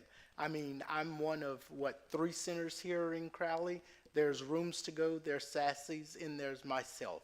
There's really no other place for people to bring their children for them to go to work. Other than the location you're seeking now, are there other locations that you could consider that would be more compliant to what you want to do? Why is it this location? I'd address for the young man, it's yard space. LDOE takes all of that into consideration. When they come out, it's your square footage of your property, the actual playground area, all of that they consider. And I've looked at commercial buildings, but commercial buildings offer you inside space, not outside space. Okay. And so that you don't have a backup plan for an alternate, this has got to be that space? Yes, ma'am. Yes, ma'am. That is correct. Are you mandated to move out from where you are, compelled that this time you're going to be homeless, or what? That is correct, and my students won't have anywhere to go. I've asked for an extension on the lease, and they told me outright no. I want to make that point also, Sandy. I'm glad you asked that. Listen, my opinion is still the same. I don't like chipping away at our residential neighborhood. Unfortunately, Mr. St. Andre kind of put the cart before the horse, because if you've listened to what he had to say, he's already transformed this house into a daycare. Alarm system, doors, panic bars, 6-foot fence. He has spent the money. He purchased the property. He has spent the money, and he's gotten it ready to go. And then he came ask for a variance. So unfortunately, if this is not approved, then yes, he is out of all of that stuff. And, you know, again, as hard as it is for me to not agree with the location, because I will not, and he asked me today, he said, you know, how can I get your blessing on this? I said, located in a commercial space that's made for that. You know, he mentioned the commercial space is more expensive. He mentioned two other daycares that are both located in commercial spaces with playgrounds, certified by the state. But they're more expensive to operate. And that was one of the concerns he has. It's more expensive. That's the point of being able to compete with other businesses like the same business, if you're all located in the same type of space. But if I can open a restaurant in my house, it's certainly going to cost a whole lot less than renting a restaurant from a property owner who has it set up. It's going to cost a whole lot less. So guess what my food's going to cost? A whole lot less than that other person's food. So all of that stuff plays into zoning and where things are located and competition and how they compete with each other. Again, my opinion is the same about where it's located, but I'll tell you that Mr. St. Andre, and I knew that he already had his stuff together. He knows what he's doing. He's very well educated. He runs a great program. He's got a successful business that he's running. He's unfortunately come into a situation that he has to move from where he's created this business. It's also unfortunate that he moved into a residential neighborhood, did all the work, and then come ask for permission. But just know that he has done the work. He has it the way it needs to be, legally, professionally, certified, stamped, signed, sealed, and delivered by all the state agencies. It is a legitimate operation. So, again, I want y'all to know that my opinion about it, I'm not going to change my opinion about it being located in a residential neighborhood that's not meant for that. But I do understand his arguments. I guess that's my, This is definitely a conundrum where we have There you go. a situation where we're losing children. We're losing in the educational world, and it's not a restaurant. And I agree, we just did a variance on a veterinary clinic on 8th Street, yes, surrounded that by was from residents. human medical to Yeah, animal medical. To animal Yeah. So let's stay on Not- task. I would like to see this facility. I understand where you're coming from. I definitely, like I say, we've got to do better in education, do better with our citizens, even if we make an allowance when we don't want to. But it's the right thing to do, because unless we come up with answers for a better educational system, that 60-something%, unless people like this come in, that's gonna go right back down. And that's why I don't wanted have- to make it clear, I'd that- like to see the facility. that's before why I wanted to vote. make it clear that my opinion of its location remains the same. However, this is a legitimate business, a reputable business, and they're doing good. I mean, it's a business, okay? It's not like a school that these kids aren't going there for free, but they're doing a good thing for the kids. And the parents who can afford to send their kids to this place, their kids seem to be in good hands. That doesn't change my opinion about the residential and commercial, but he does have a reputable business that they know what the hell they doing. Let's put it that way. Step, did you have something? Yeah, he done pulled me into this now. You mentioned two things. I'm hoping that my words come out. And those who don't know, I'm dealing with a hairline fracture of my jaw, so it's kind of hard to push words. And those that knows me know I never have a problem pushing words. But you brought me in on two different occasions here. I was on the side of waiting to see what's going on and go for the flow. You mentioned M&T development, okay? I want to make sure I do this the right way. Now, we got our legal up here, where he's kind of occupied right now, but I want you to listen to what I'm about to say. All right, I got you, buddy. I was part of the group that brought, as they called it, the new houses here. Bobby Smith, 1 and 2, and west of Crowley. At the time, my constituents knew I had to step off the council. I was on this council then. I was working for the assist agency at the time. Because of the Hatch Act, I had to resign from this council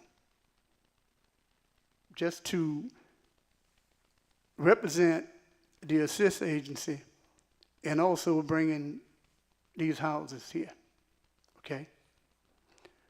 So as of right now, M&T Development, we are still, basically, I do consulting work. Okay, I haven't been called by them in a while, but I'm pretty sure they're gonna be calling, okay? I don't want this to bar anything that's happening here tonight. And you also brought me in when you said about this lady that's against it. And through transparency, she's my sister, okay? It was brought to me that, I don't know who I had spoken to, about it was in our district. No, it's not in our district. Me and Councilman Weir, it's not in our district. It's across the street, so it'd be Jeff as well as Katie. Okay, and I explained that to whom I had spoken to, okay? I would have to recuse regardless, okay? So as my dad used to tell me, son, the only time you got a dog in the fight unless you put that dog there. Okay, I'm listening to what everybody have to say here. And we, as a city, go by laws, ordinances, amendments, we amend whatever, okay? I understand everything that's going on over here. In a daycare center, with kids, when I first started this political career, I ran on helping kids, okay? Matter of fact, the nonprofit that I have, Step by Step. A lot of people don't know is stop the educational problem by supporting the educational program. Okay, I have a dual meaning to Step by Step project. So I'm listening to what everybody have to say over here, and I understand. Look, we're here to carry on for the city of Crowley, not for our personal or whatever it may be. But I mean, I myself, I have to recuse.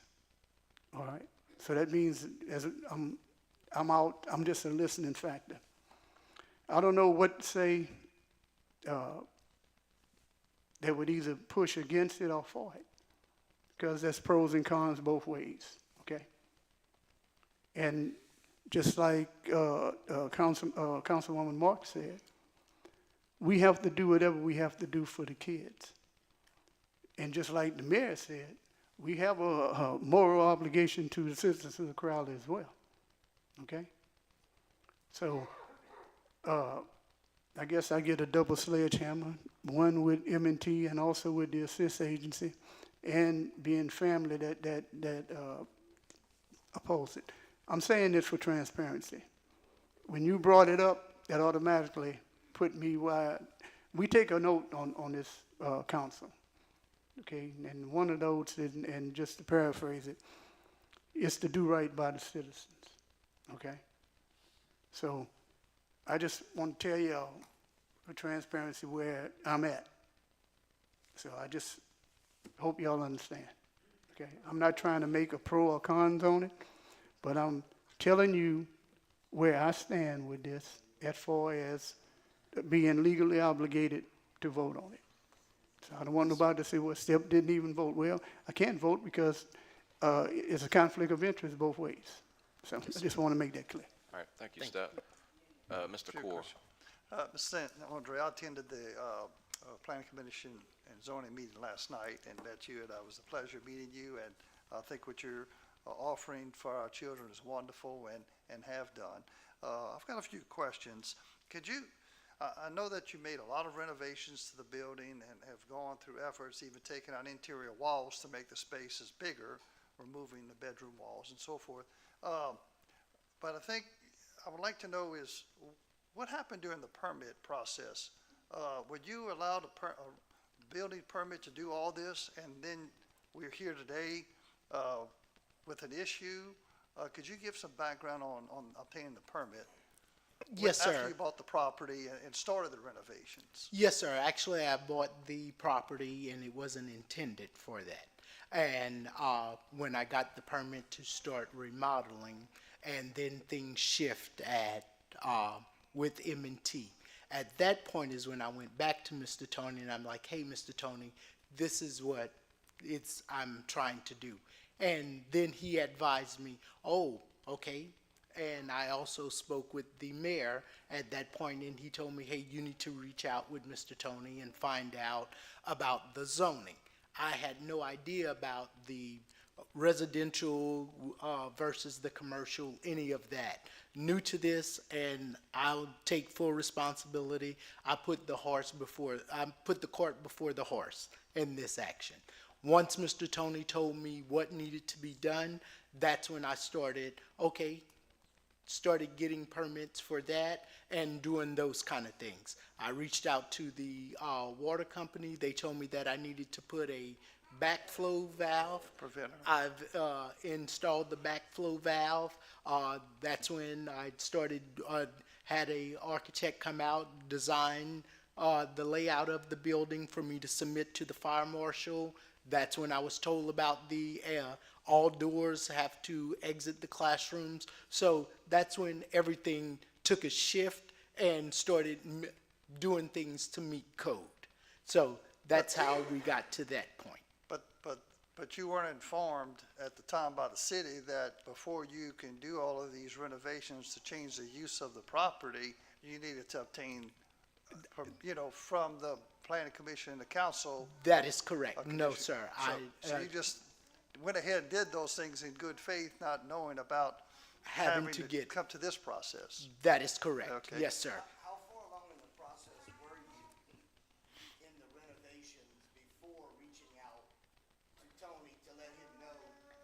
it was changing from residential, moving towards a business usage? Actually, most of the renovations were starting to be done. I was probably about 45%, 50%, because they had some electrical work, some plumbing work, all of that had to be done. They had a gas leak that I had to get repaired. So all of that was being taken care of to be able to just have the home functioning in safe capacity to begin with.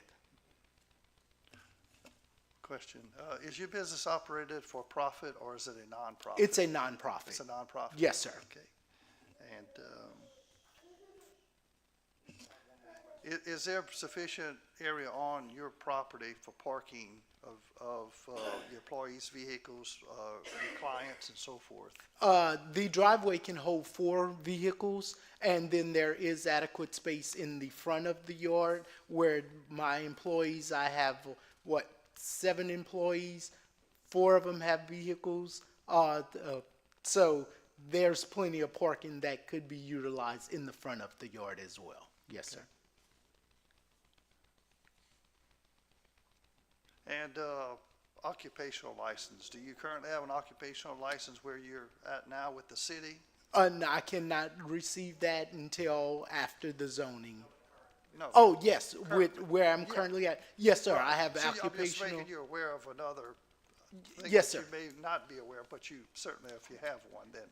Yes, sir, that's I have correct. occupational license. I'm licensed through the Louisiana Department of Education, and I also have the Board of Health certification as well. Yes, sir. Okay, thank you. Chuck. Yes, sir. And this is not to put you on the spot, because really and truly, we want to do everything we can to help you. We just want to make sure we can answer the questions to our constituents when we're asked. So you said you were 45% through the renovations when you realized, okay, I'm switching from this not being a primary home to now a business. When you went back to Tony at that point in time, did Tony say, okay, you need to stop and you need to start preparing, you need to get drawings, you need to go through these steps before moving forward any? Mr. Tony advised me that, hey, look, you need to do the zoning, for zoning. He never advised me either or. So he never told me, hey, look, continue, no, don't continue. He told me the steps that I needed to take from then. All of those steps forward. Yes, And that's sir. how we are here today. That's how we're here today. So no one ever told you stop. No where one we ever are. told me stop. No, sir. Okay.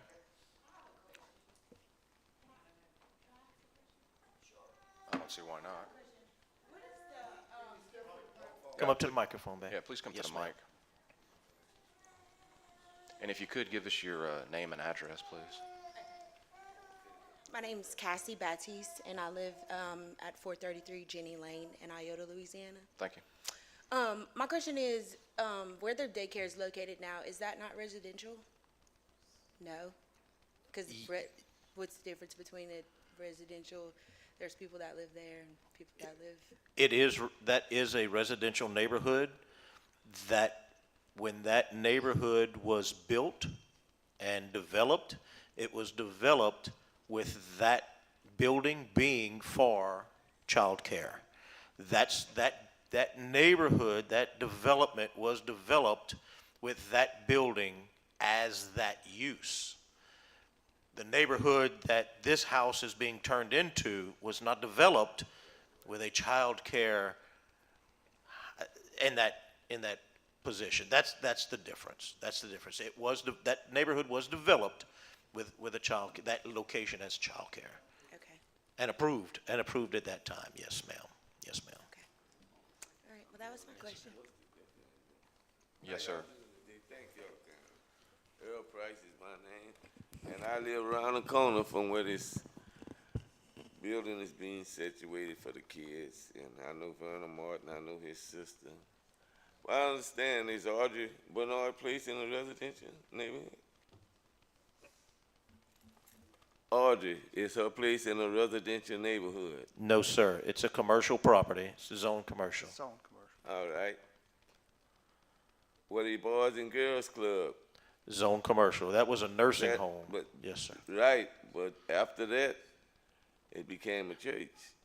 A church, but the zoning never changed. No, sir. Zoning never changed. Yes, sir. All right. Yes, sir.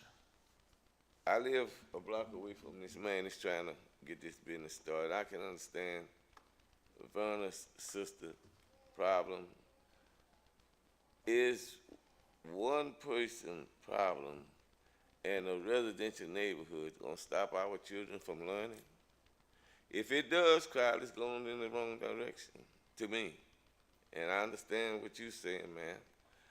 But what does it take for our children to get education? Who's gonna give it to them? Where they gonna give it to them at? Where does Crowley have commercial property that's reasonable for a black man to open up a business to give our children an education? I think we need to look into our hearts and think about our children. Thank you very much. Thank you. Thank you. So, You got it. okay, Mr. Reggie. we'll let one more go because we need to take a vote on this, please. Okay. Hi, I know everyone knows me. I'm Vicki Milson, retired educator, member of Delta Sigma Theta sorority. I'm a retired educator, but I'm active as a para in the parish. I fully support the daycare learning center. I live around the corner too, and I know what it is for children to get a safe environment to be in all day for education purposes, for social purposes. And I also see it as another thing. I'm in that area, and it does uplift our community, what he has done to this facility, because we are in a blighted area. And you know, we've talked about that, our sorority. So that's another positive thing with this center I see that might possibly open. So I'm all for it. I just want to say I publicly support him. Thank you. Thank you. We're gonna go ahead and just we're going to take a vote. We're going to take a vote.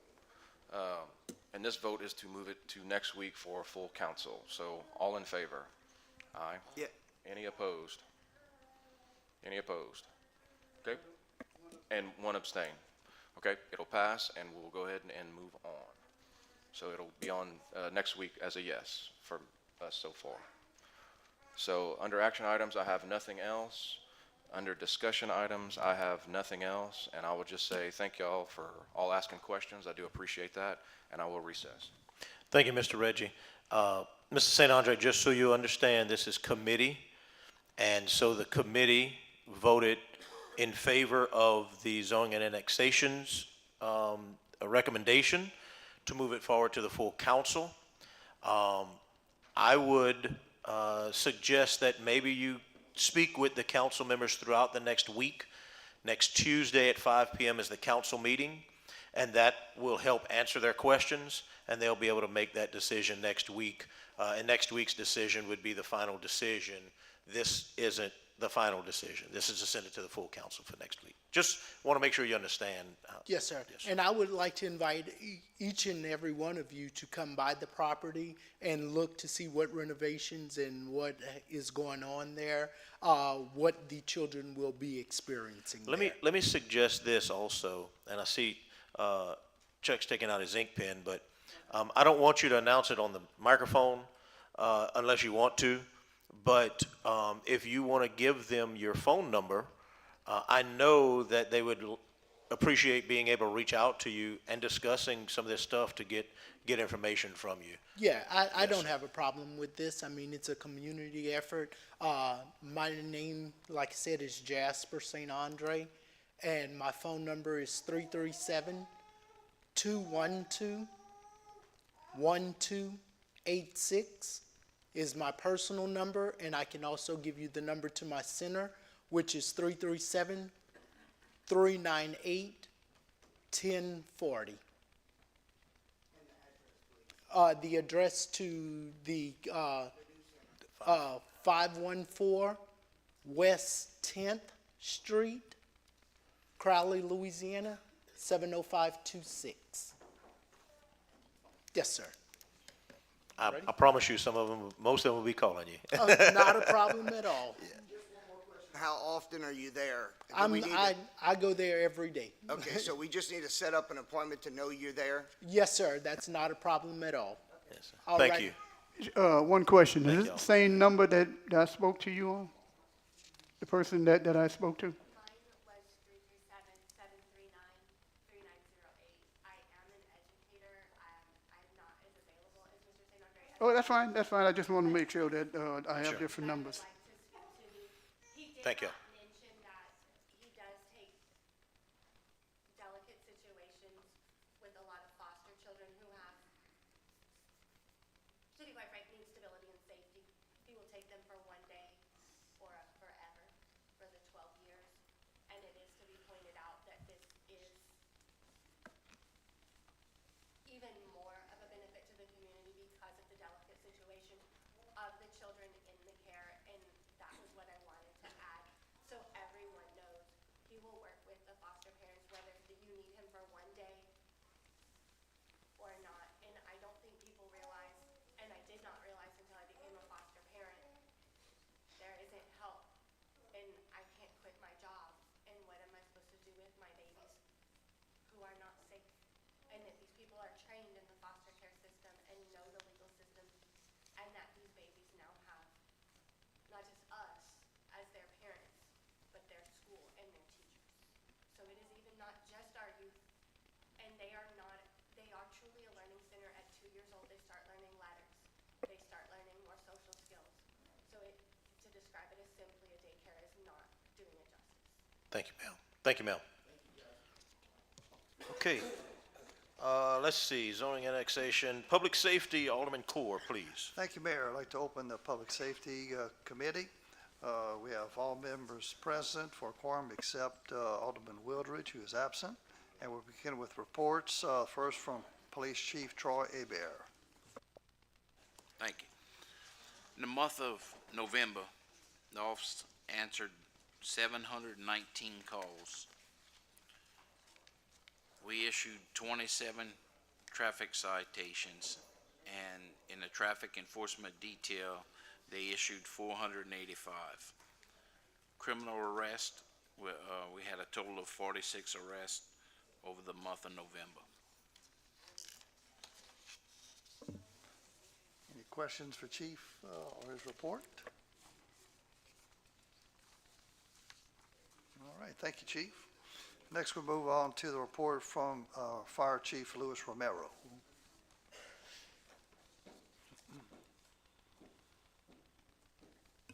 Good evening. So, it's been a couple of months since I've been here. So this is gonna consider September, October, and November.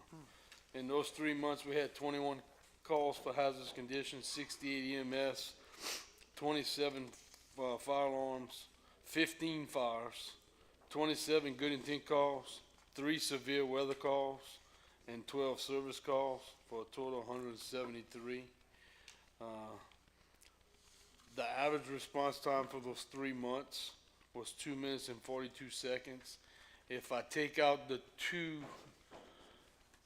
mutual aid calls, we had to go all the way to Esterwood, and then we also had to go to Rain. If I take them, one was 13 minutes and the other one was right at 10 minutes. If I take them 2 out, it drops it down to 228. So far in 2024, we responded to 618 emergencies. We have been real busy at the fire department. The rating packet I will be getting probably in 2 to 3 weeks. That rating packet is gonna be due March 1st, 2025. AFG grant, I started working on it. This year is gonna be the last year we can apply for this grant for a fire truck. And the reason why is because right now, our average age of our fleet is 27 years. when we start getting the 2 new engines, that throws it out. So last year we applied, we didn't get it. We got our Dear John letter in October. I'm applying again. I'm asking the city if they want me to apply for it first. Second, if we apply for it, 15% is $135,000. Okay? It's been in the past, we've always went to 20%. And the reason why, if you spend more money, you're liable to get it. Okay? If they have enough money to go down the line. If you do bare minimum, it's how you score. So I would like to see us move forward. And if we do get it, can the city afford $180,000 for a new engine? A new engine's over $900,000 today. We're gonna need to replace a new engine in the next 3 or 4 years, because the one we have now is almost 18 years old. I'm trying, I know we're talking about vehicles with every department.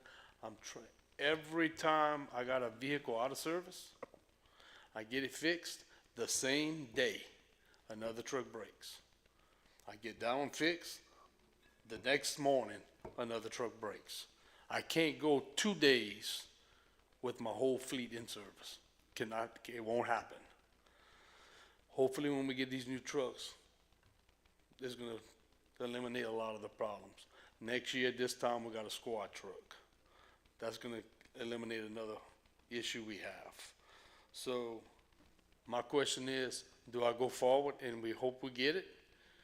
But if we go forward, we have to pay 15% of it.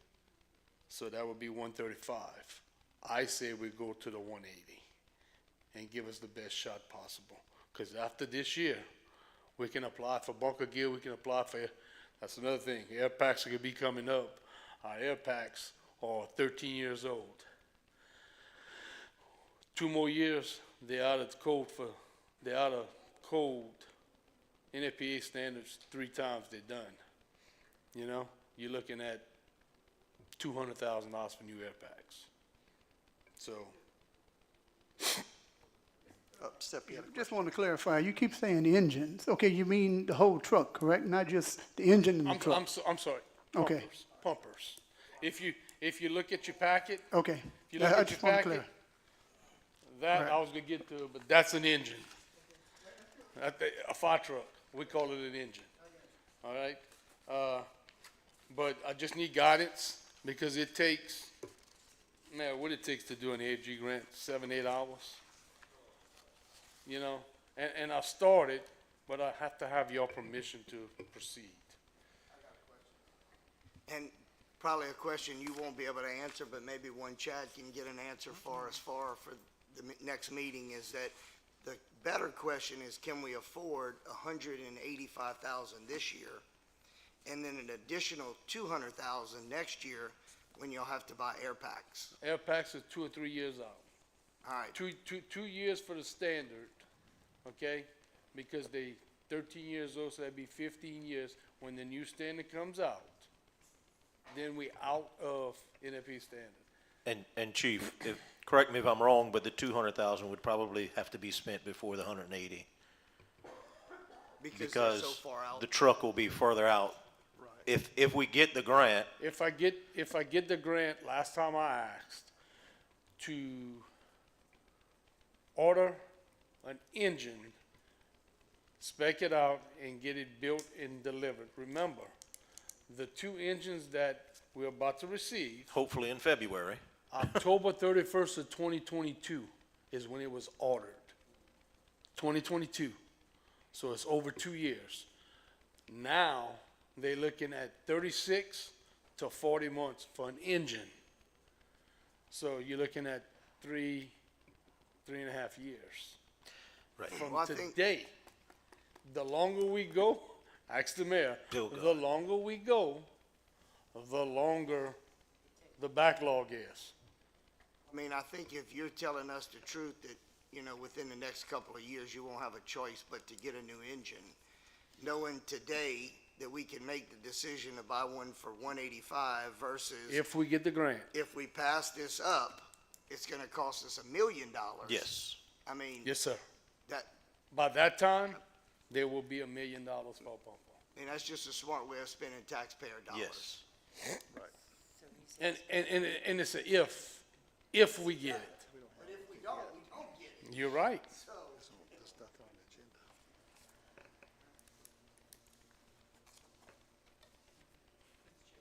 Oh, go ahead, Alderman Lochley. Thank you, sir.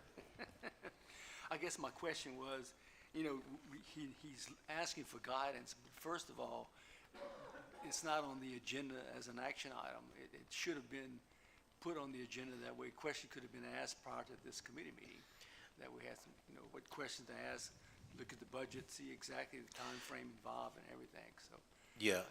I think, I think the department heads overlook that, because they consider that part of their report.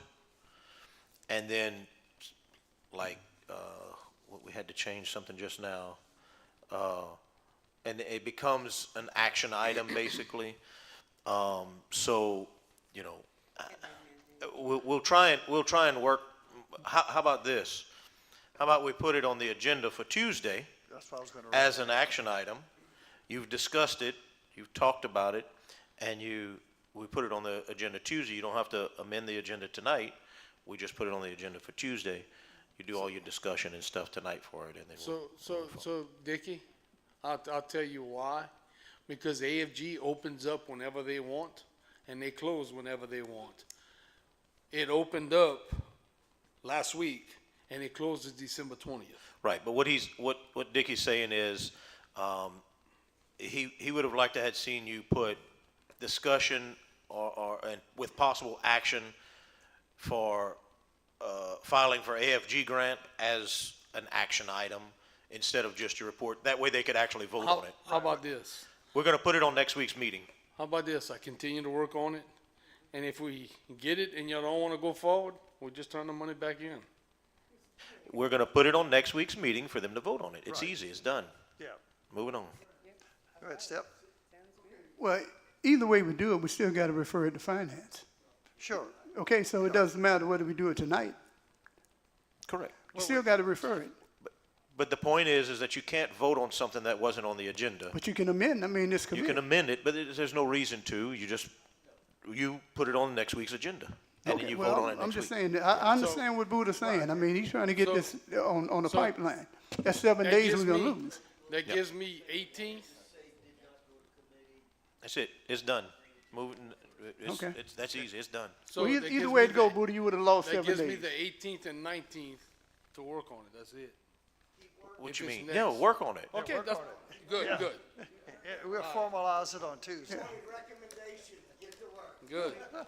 Cause either way, you're gonna lose 7 days, either way. Work Whether on it. you work on it or not, you're gonna lose 7 days. So, just to let y'all, inform y'all, Friday at, I don't know what time, 11 o'clock, I think it was, 10:30. Me and the mayor are supposed to meet with, the tower 2, to replace the tower, so we can have some numbers for y'all. Anthony Hantak, he's inside the Recruit Academy right now. He graduates Friday. January 25, I'm sending 2 recruits, Dylan Bertrand and hopefully John Hanen, to the fire department, to the rookie school, and the fire department is full. Finally, we are full. Great. The South Crowley renovations have been started. If y'all want to stop by and see what's going on. North Crowley, we ordered the metal for the new building. It's supposed to be in 4 to 6 weeks. We're gonna start on that. So the back of the pictures, they got two pictures. They have, engine engine 2, and engine 3. They're identical. Those are the new ones That's the that new were ones. ordered in '22. We are going to Bradenton, Florida. We leave January 5th. Hopefully, final inspection goes good. We should have the new trucks in the city of Crowley by the end of January, beginning of February, to replace a 1989 and a 1995. Do you drive those back, or you put them on a trailer? Yes, sir. They're gonna drive them back. We paid to get them drove back. I wanted to drive them back, but then they said, if you hit a deer, if you chip a window, That's your truck. if you get in a wreck, that's your truck. It costs $2,200 to deliver the truck. A windshield is $4,000. I put it this way, let them deliver it. Yes, You I know, agree. because if something goes wrong from there to here, before they do the final delivery, they have to fix it in Harvey. So the next pictures, this one right here, Yes. y'all gonna get tired of hearing about vehicles.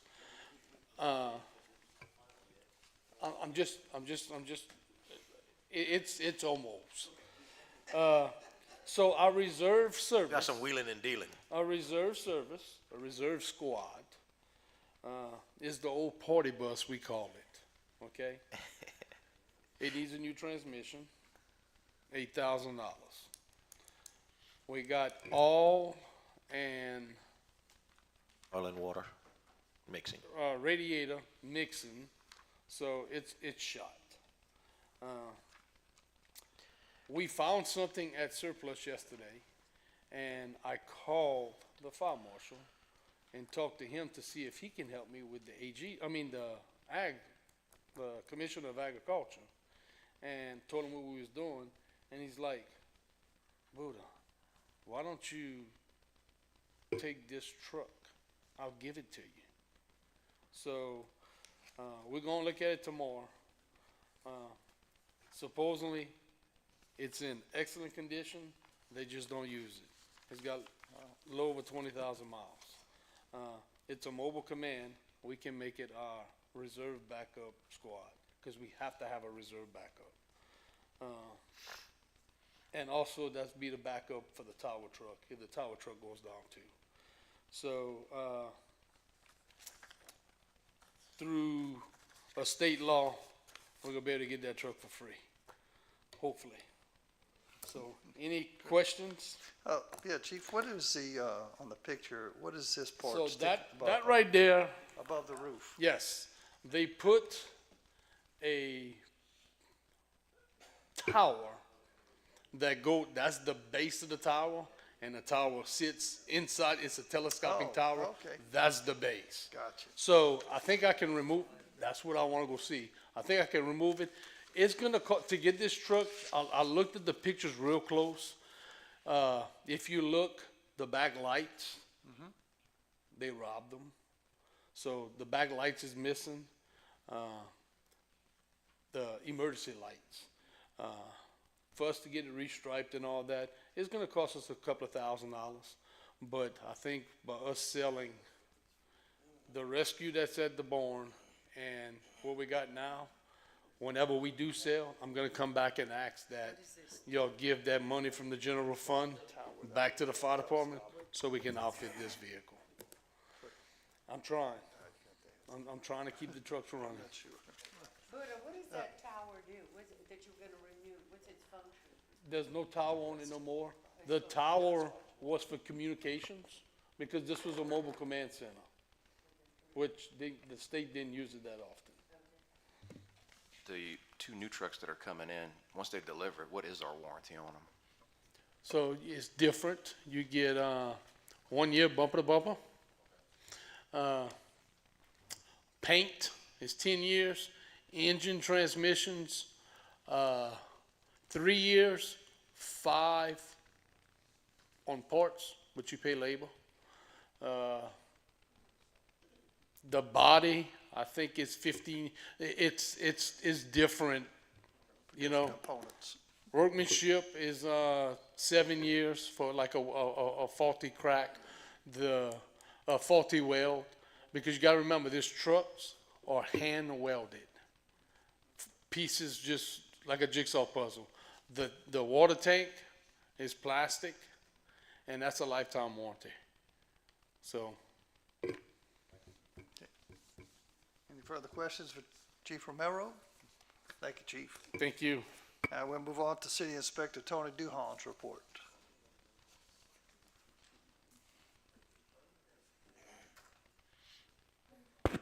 Good evening. So we'll start with the animal control work orders for the month of November. We had 22 for dogs, 10 for cats, 1 animal bite, and 10 for animal traps.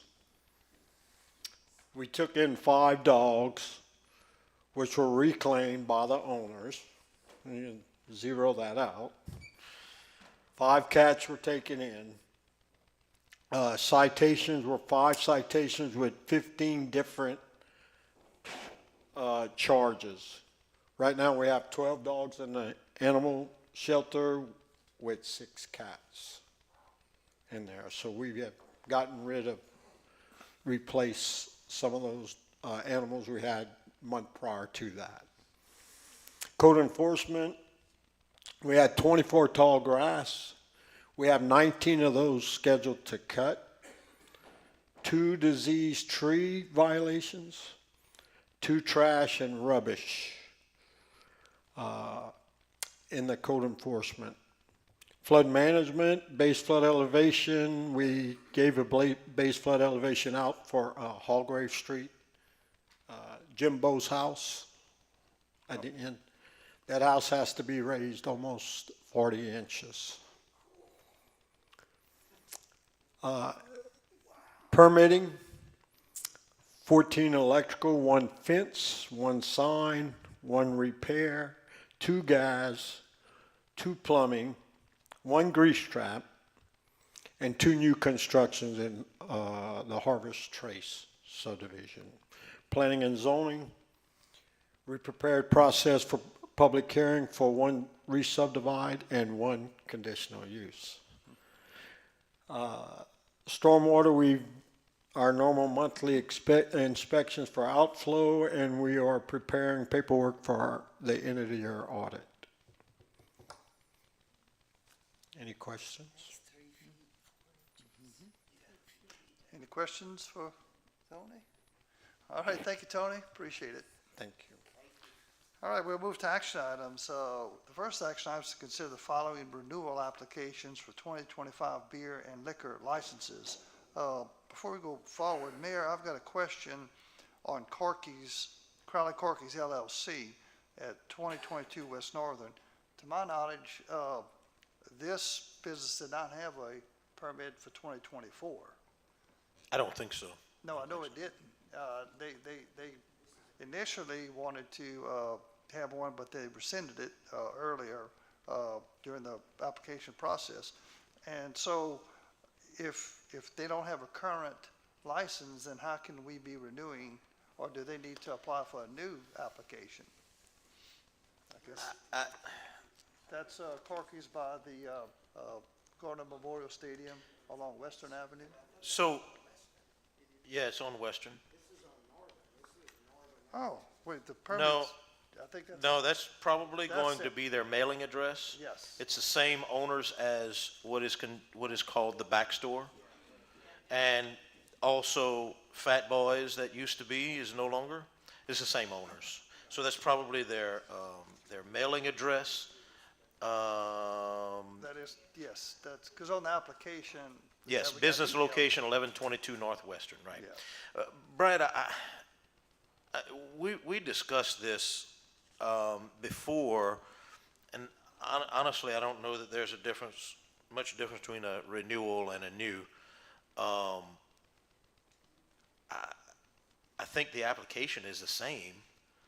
No, the renewals have specific at the top, renewal application. Yeah, but other than that, the information on the application, I think is the exact same.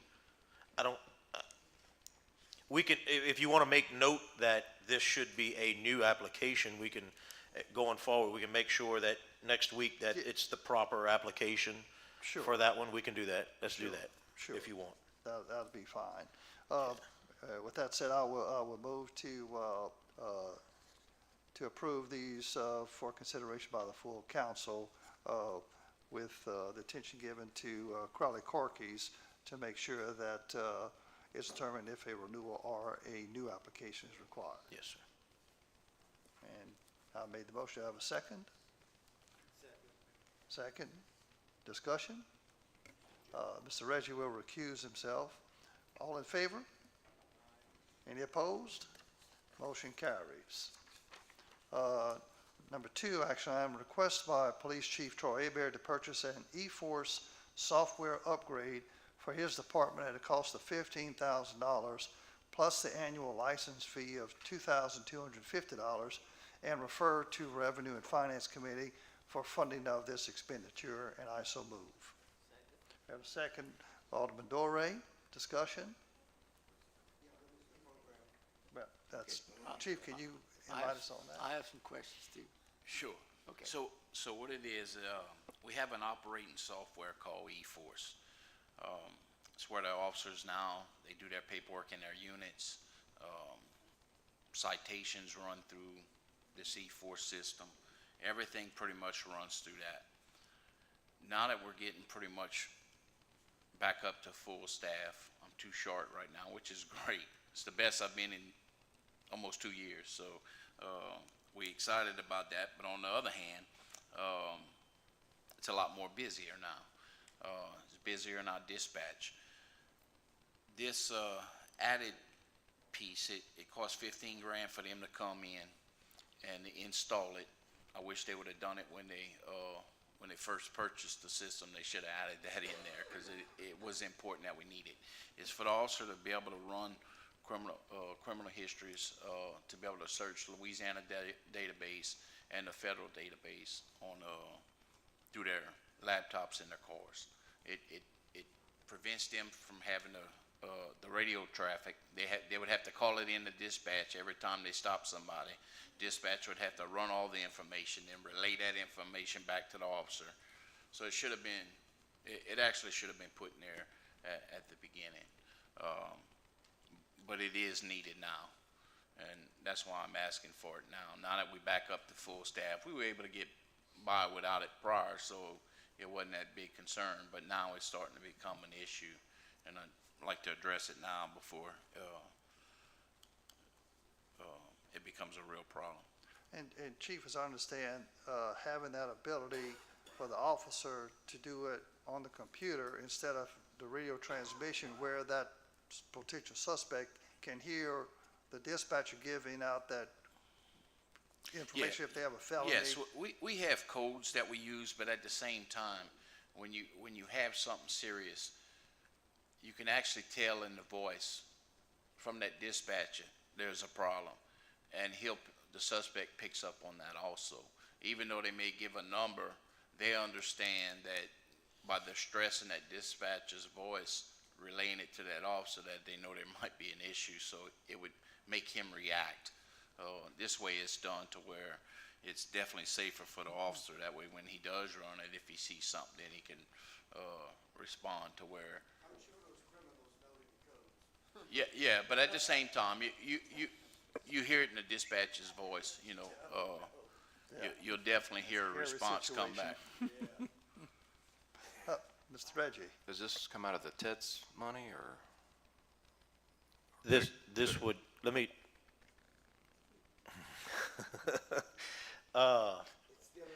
General fund. Ted's right. proceeds goes to the general fund, Right. so. And then we'll talk about the revenue and funding this when we get to revenue and finance if it moves forward. So Dickie, sit tight. We have further discussion about, this is for the Public Safety Committee. Well, but I'm on that too, so I don't want to lump the committees together. But on that one, that's what I was asking. Yeah, oh yeah, we'll get to that, sure. Okay, so with that said, the motion has been made to approve this and refer to Revenue and Finance for further action. Do I have a second? Oh, Jeff said, okay. Any further discussion? All in favor? Any opposed? Thank you. Discussion items, update from Attorney Michael Landry concerning requirements to have fluoride removed from water service provided by LawCo. It's all yours. So if, in order to remove fluoride or to quit fluoridating the water, if we have more than 5,000 service connections, which I believe that we do, that's going to require a vote at an election. According to Lawco, we have 5,864 active accounts. If we were under 5,000, we could do it by resolution.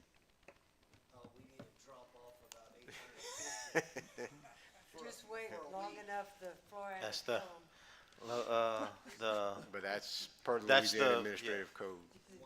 Right. So, I'm guessing the next thing we want to do, if y'all want to pursue it, we need to look for the next election to come up with what we need to do and put it on there. I would say we need to look into the next water company. Yeah. It's not, Well, with the, I was here when they did it, and we had, well, poor Mr. Nyquist, he just was all up in the air over it, but he was right. It has a lot of acid in it, it eats the equipment up. Your heart patients, your kidney patients, which I'm both, it's hard on that, you gotta drink bottled water, but sometimes you can't. It's just not what they said it was gonna be when it comes to how effective it is on your teeth. And nationwide, they're starting to look into, maybe we need to discontinue this, you know? There are Right. other ways to treat your teeth with fluoride, other than to drink it and water your plants with it, and you wash your car with it and spend $10,000 a year on it, you know?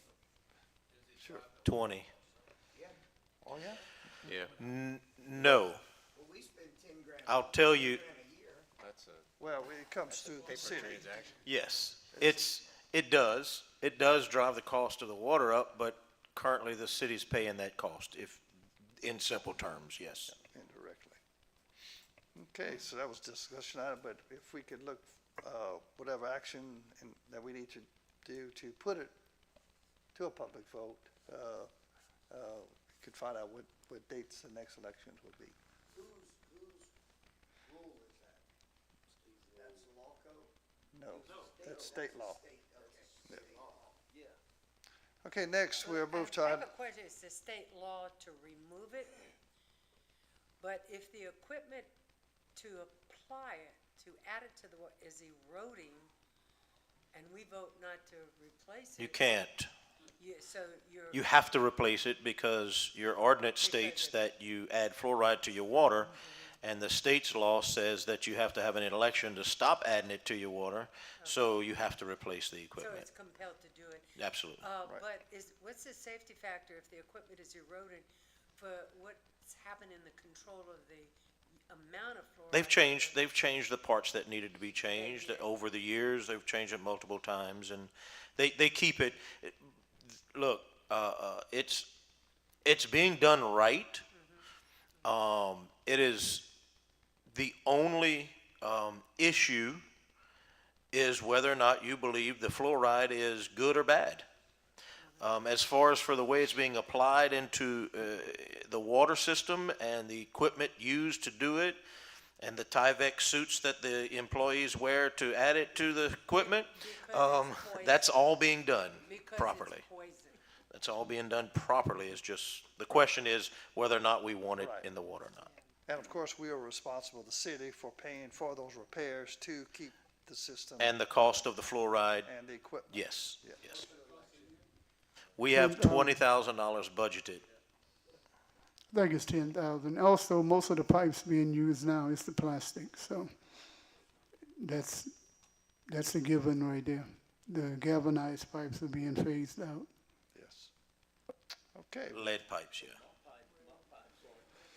We move to item number 2, update from Mayor Monso concerning status of administrative hearing judge to begin proceedings on blighted properties. January 17th, I think 9 a.m. What time? I think we said 9 a.m. Mike, you remember? January 17th at 9 a.m. is our first court date. Code enforcement is working on getting the information together and providing 5 properties per month to this court system, this administrative hearing court. Will that be here? That will be in this room on the 3rd Friday of each month is what it's scheduled to be. So it's the 17th of January will be the first court date. Will they be taking in some of the properties that we originally, I don't know, Yes. gave 6 months Yes. to get something done? Right. We're going to go 9 months ago? We're going over all of that stuff again. The administrative hearing officer chose the number 5, and we all agreed with that because it could get, as we well know, we tried to do as many as we could, and it just was a nightmare. So we're going to start with 5. Some months we may be able to give them a few more.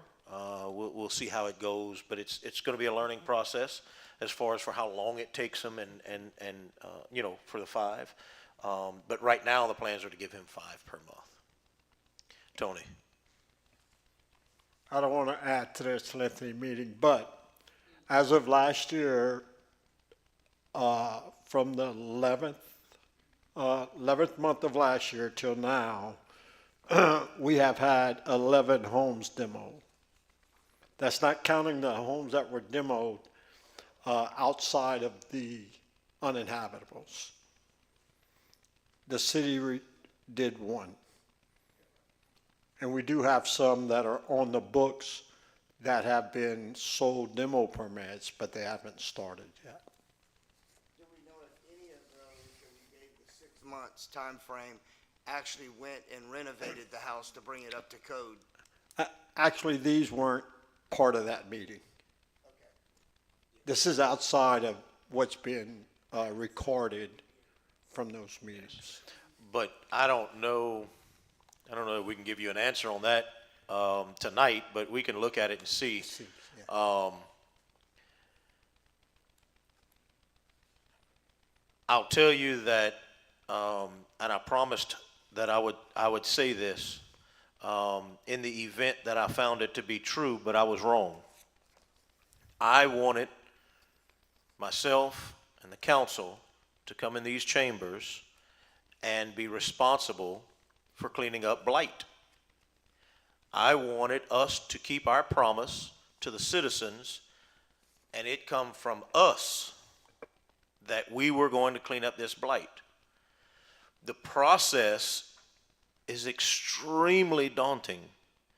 It is one of which is probably why no one has done it before, but it is one of the most difficult things that processes for the city to go through. You have to remember what we're doing here. We're taking your personal property that you bought and paid money for, probably worked for many years, or maybe a family member worked for many years, and you acquired it. We're taking this personal property and we're telling you that it is not worth anything anymore, and we're going to tear it down if you don't. So obviously there's laws, strict laws, to protect our property and their property also. So it is a very difficult and daunting task to do this, all while we realize that some of these, they can't be saved anyway. But we still have to follow that process. And after we send the letters out and everybody knows that it's going to happen, when it's time for it to happen, we have to send another letter out and tell them it's gonna happen. It's wild. And so I was wrong. I wanted to do it within the council and not use the administrative hearing process. But it proved to not be the best way to do it. And so we're going to go through the administrative process in hopes that we can streamline some of it. We still have it's the same process that has to be followed, but instead of elected officials having constituents come up here and pull at our heartstrings, it's an unelected individual who's been appointed to make decisions based on the information that they are given. And so we're hopeful that this process works as it's supposed to, as it's designed to.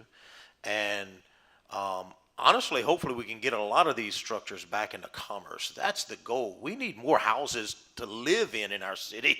We don't really want to see them torn down, although some of them there's no other choice. But so you know, I told you I would admit to being wrong if I was wrong, and I was wrong. It didn't work the way I wanted to do it. So we're going on with this process now. Mayor, I want to thank you for that, because a lot of, elected officials feel angst when put upon by your constituency. And in answering Chuck's question, I went out several of the properties that was determined that they would repair them.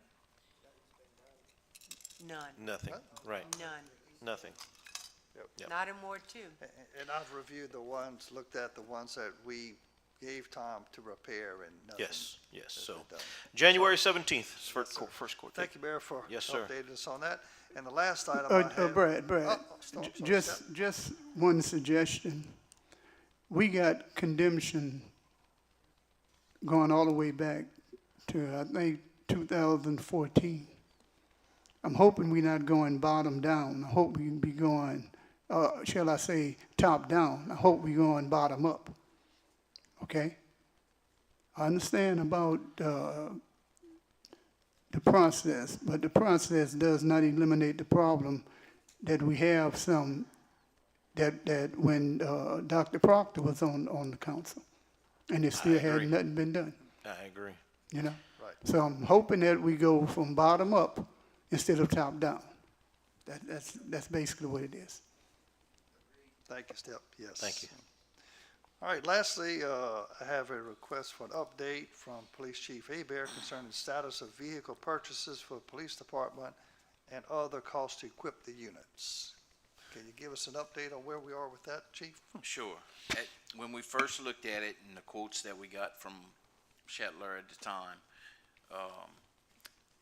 the vehicles that we were looking at was SSV trucks that they sell just to police departments. When he went to place the order for them, they're no longer making those vehicles available anymore to police. Not currently. They're not currently they're not currently building those. That's not the production line at this time. Right. They don't know when they're going to start making them again. So the only thing that's available now is the actual police package trucks. And they come in around 48 something or another. But after you put all the fees in, it's right at 50 grand a truck. So you're still looking at about 200 grand to do it. We went ahead and ordered them anyway, because if we decide not to go with one of them or so, he can always resell it if there became a problem with the financial part. But you are looking at approximately 15 grand a piece to deck them out, put the lights on them and stuff. They come police package, but a police package is basically a beefed up truck. It's a little bit lower to handle the suspension and curves and stuff like that. They're more pursuit rated. But it doesn't necessarily come with overheads and stuff. That stuff you have to add. That's 12 to 15 on top of the top of the Yes. purchase. Yes. So we approved 200 to purchase the 4. And we have enough money to purchase the 4 with the 2. But to deck them out, put the lights on them and everything, you're looking at about an additional 15 per vehicle. Now, we might better get by and use one administrative wise to where we can save a little bit, but the mayor and them went to and we ended up buying 2 SUVs at a really good price. And we should get a few years out of that. You know, some of that we may be able to use administratively too. And we do plan on passing that Dodge down to the city also to where they can use it. We do have some more trucks that's in our CID fleet that we may pass down later on also as we replace some more. You know, next year if we buy some, we may have to replace some on the detective side. So we may be able to pass some more trucks on to the city also. But that's pretty much 15,000. Right. Yeah, So- it's 15,000 per So vehicle. times four would be $60,000 in Correct. addition, right? Correct. Any other question for Chief? Sammy? Could you get 3 and then deck them out, and that'd be 200? Right, right. Yes, we Yeah, could. Yeah, like, and as Chief mentioned, they're ordered, but we're not obligated to purchase all four. Correct. And yeah, you can get, Everybody's fighting to get There's a- those there's a vehicles, so demand. he's not gonna Yeah. have a problem getting rid of it. It'll go the next day if we tell him no. yeah, and he can get 3, he can get 2, but he still needs 30, so. Yes. You know, obviously, and I think Brad and I have spoken about this, and Chuck and a few others. You know, the fire department fought with this for many years too. The chief just told you we need new air packs. All the air packs were bought at the same time. All the police cars were bought at the same time. Everything this city buys in the past have been 15 or 20 at the same time. I told Chief, I said, get 4 this year, and next year you can get 2 or 3 more, or then the next year 2 or 3 more. That way they don't, Yeah, not all 30 to 40 vehicles need to be replaced the same year. We have to I've said start. it before, we should create a line item and put money in there to We do. purchase vehicles every year. You have to buy them every year. You have to buy so many. And look, you know, unfortunately, we do have wrecks and stuff, but all these vehicles are coming with, all the safety features, the braking, where they can't run in the back of somebody, lane change when they go to move over, if something's next door, you know. So I made sure we added all those features in there. For the little bit that we pay for it, it saves us so much money, because when the guys do get in a wreck, they do sue, you know, and unfortunately, it costs us a lot of money when we do crash a vehicle. Yeah. Thank you, Chief. Any other questions? All right, with that. And we did pick up 2, like you mentioned, 2 Tahoes. Tahoes At today. state surplus today. So we went over there looking for trucks for the street department, and I come back with vehicles for the police department, but it all worked out because they still needed them, so. Yes. Yeah. I said, Wes, bad news. I didn't find no trucks. No trucks. Troy, good news. Got a couple of units you can use over here. All right, well, with no further business to discuss, the committee closes. Thank you, sir. Let's see.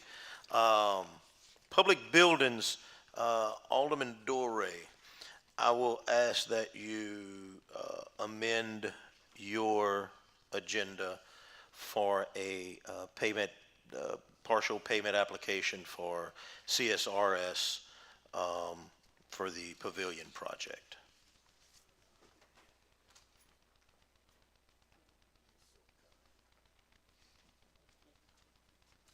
You're so welcome.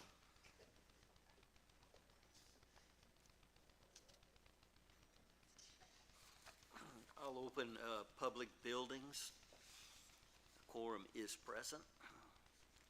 And we have to okay, let's see, payment number 1 on a project. We've reviewed the payment application, find it to be in order, recommend payment to Prestige Construction Group LLC in the amount of $101,935 and no cents. You need to ask, you need to do a roll call to amend the agenda for that item. Right. Okay. Want me to move to amend, did you move to amend? Yes, I'll move to And I'll amend. second. Okay. All right, so Alderman Dorey move, Alderman Core second to amend the agenda. Roll call. All right. Brad Core, Yeah, I'm on the committee. Public buildings? Yes. Public Buildings. Yes. So Byron's out, Jeff Dorey, Yeah. yes, Sammy Dickie- Reggie, Dickie Latchley. Brad Core, and Dickie Latchley, yes. Sammy Reggie. And myself, yes. Yes, And Byron Wilgers. is out. All right, now the motion to accept this partial payment.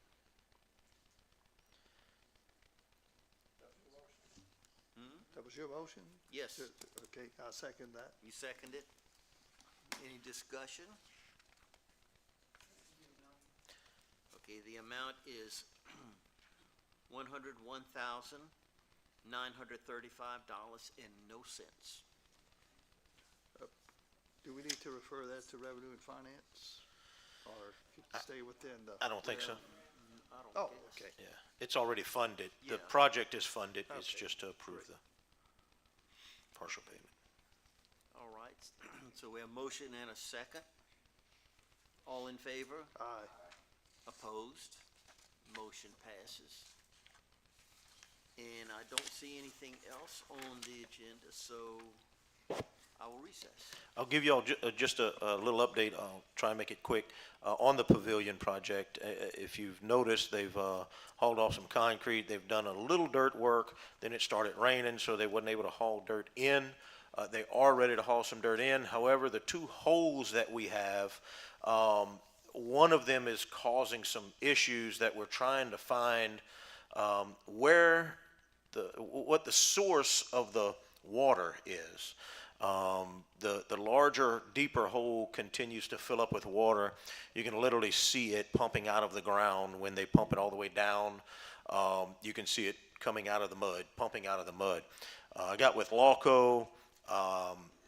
I feel as though it has to be a pressurized pipe of sorts, and we're talking about 15 to 18 foot below the roadway. So there's not a water line down there. Nobody would suspect, but it continues to fill up with water. I'm gonna take a country boy way of doing things. Once Ben says that he's done everything he can to find water leaks, I'm gonna get a trencher, and I'm gonna trench the entire perimeter of the property, and I'm gonna find what's coming into the property. If it's not marked, I'm gonna find it. No. For it to be a water line, I don't have to go but about 4 or 5 foot down. Well, Yeah. Mayor, on that, that's on the corner of that property on Avenue F? Is that where the big hole fills up? No. It's more on the south side, but it's just west of center of the property. It's where the elevator the grain elevator shaft was, or portion of it still is. It's that hole where the pit and the grain elevator and all. was. Yes. And it'll fill up overnight. Clear water. We may have a natural spring there. We might have found the fountain of youth. That's our water feature. Yes. We have a fountain of youth there. So anyway, we're working through that right now. All right, insurance and personnel, Alderwoman Marks. It's time to go. Personnel Committee convenes. We do have a quorum. At this time, there are no reports. I don't see any action items. Is there any discussion for any reason? If not, the committee adjourns. Thank you, ma'am. Community Economic Development, Alderwoman Shessel. I'm always at the end when we've been Yes. here for a long time. The Community and Economic Development Committee will come to order, and there is a quorum present. And unfortunately, I have a number of things that I need to remind you of. First, Rice on Ice has been very well received. As of Monday, I think over 200 young people and adults had enjoyed the opportunity to enjoy Rice on Ice at no charge. Along with skating, Children can spend time playing on the large blow-up toys and maybe even get to talk to Santa. The rink is open from 3 until 7 on weekdays, 10 until 10 p.m. on Saturdays, and 1 until 7 on Sundays during the entire month of December. We want to thank our generous sponsors and the many volunteers who have been and continue to assist with this holiday activity. I want to thank the mayor. It was a great idea, and I think it's been very successful. Lots of smiles over there. I have to thank a couple of volunteers while you're on that subject. Yes, Rich Hughes and... Rich Hughes Yes. and Barry Tronhon have taken on the reins, and they are there every day from open to close. They unlock the gate, they get it cranked up, and they lock the gate when it's done. They run the place, and they've committed to making it happen. And obviously, there's no way that we could have done it without them. It's taken some time, but I can't thank them enough. Much appreciation to them. Students from Crowley Kindergarten will enjoy a field trip and a movie at the Rice Theater on December 20th. I'm not there yet. Crowley Main Street. Christmas in Crowley will be held on Saturday, December 14th, beginning at 3 p.m. The Christmas parade, organized by the Crowley Rotary Club and the Crowley Fire Department, will begin at 6 p.m. And I believe the mayor has added something to that evening. Is that correct? Yep. We are going to show Rudolph starting at 7. It's a 30-minute movie, and the cartoon, and then we'll probably have about a 15-minute intermission, and we will show The Grinch, the 30-minute original cartoon of The Grinch, at the Rice Theater, free of charge. Concessions will be sold. Sounds like fun. The following activities and events from Crowley Main Street, and we're so fortunate to have a very active staff and board and volunteers that are doing many, many things in our downtown area to stimulate the economy and to have things for our citizens to do. So bear with me quickly. They wanted this just in our record so that if there is a time that they need to close off a street, we're aware of it ahead of time. So there's a Main Street celebration, and that's on Friday, January 25th. That's at the Rice Festival building, I believe. The Galentine Chocolate Stroll is on February 14th. Taste of Crowley this year, Thursday, March 27th. Sip and Stroll is Saturday, May 3rd. There's a sock hop after school bash, Friday, June 13th. Christmas in July shopping, Saturday, July 19th. Kids Day is September 27th. History Alive has 3 dates, September 26th, October 10th, October 24th. They added something new this year, Spirits with the Spirits. You can imagine what that might be. Saturday, October 25th. There's a Halloween parade on October 30th. Small Business Saturday is November 29th, and Christmas in Crowley next year is Saturday, December 6th. So as you can see, there are a number of activities and lots of involvement. We're very, very proud of that. Quickly moving through, Acadia Parish Chamber of Commerce, holiday business after hours, 5:30 until 7:30 on December 12th. December 13th, there's a ribbon cutting at Rice City Designs for their expanded location. And December 19th at 11:30 at Rochetto's is their quarterly luncheon, Tax Talk with Advantus Consulting. Farmers Appreciation Dinner, January 16th. And January 30th is a business after hours at the Acadia Parish Tourist Commission. So no lack of things going on in our community. I think for the Crowley Garden Club, Sammy has something that he wants to mention. More of an ask. Garden Club today got together and was asking about Arbor Day next month. What would the date be?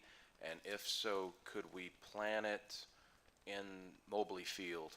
Because I think they said they used to have trees around the track at one time, and I think they were talking about maybe starting to put some trees around the track again.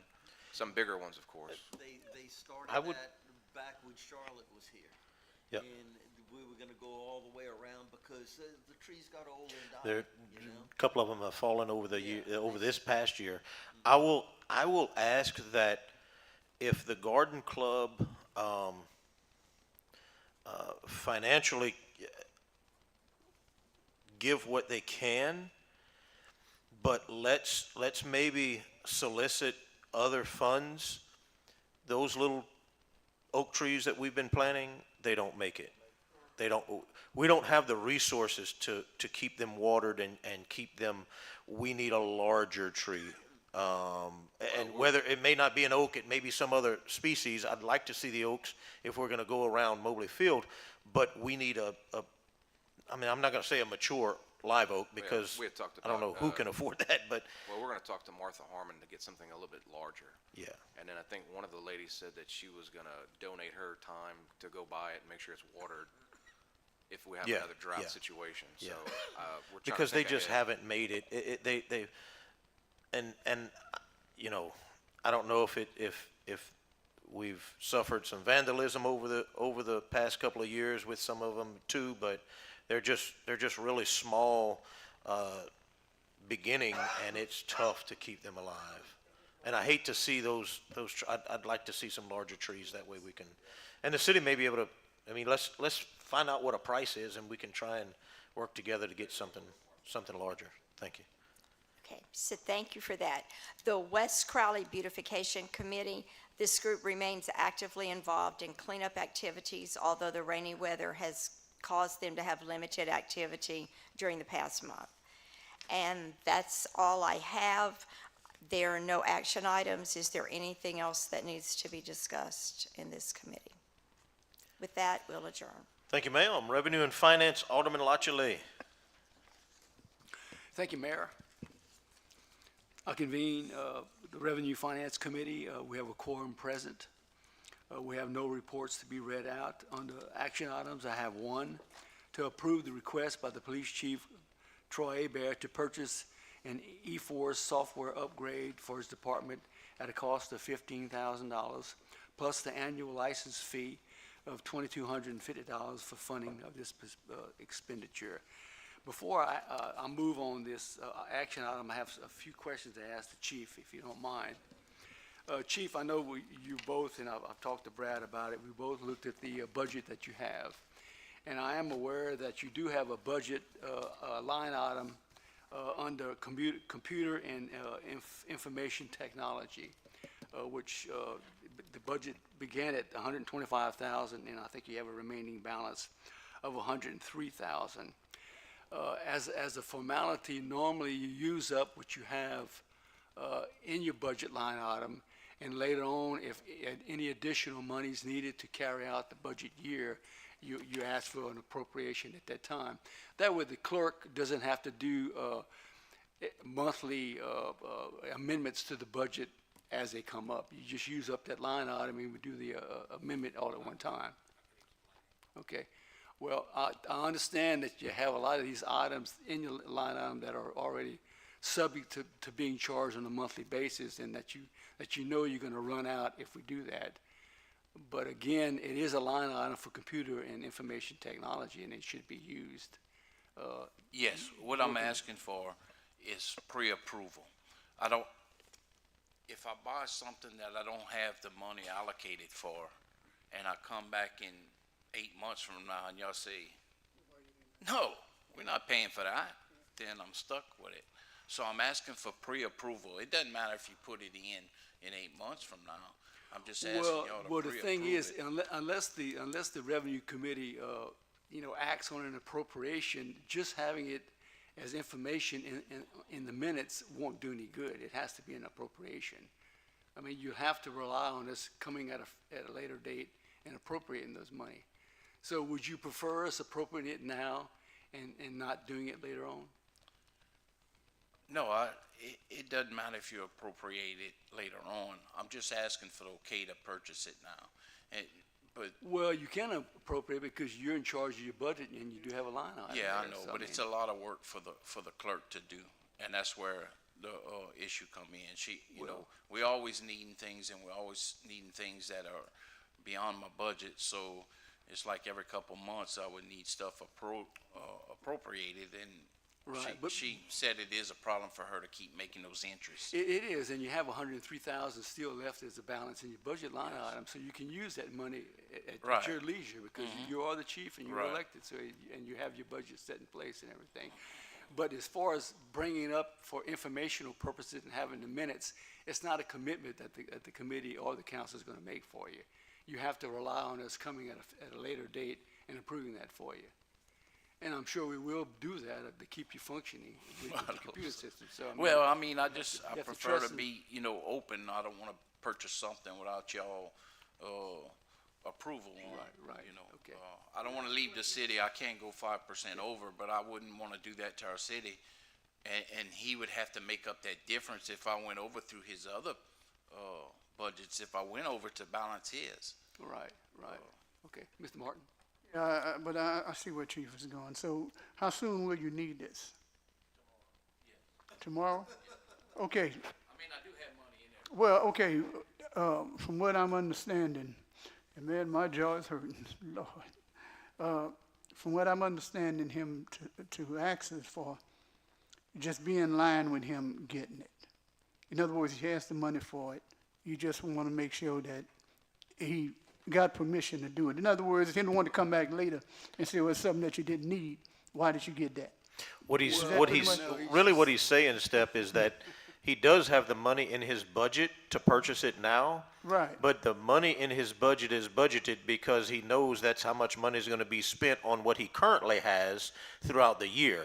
So those bills aren't paid yet because they haven't come in, but he's budgeted the 100 and whatever it is, thousand, because that's what he's that's what he's going to spend over the year.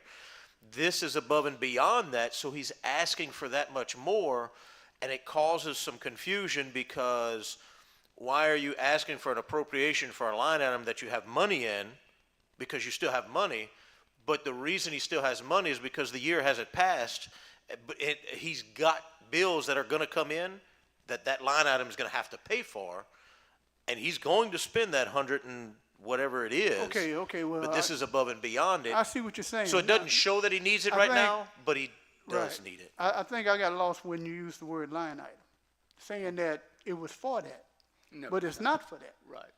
This This is is something over. this just came up lately, I mean. Oh, okay, well, you had me confused with that, Chief, because I thought you were saying that Right.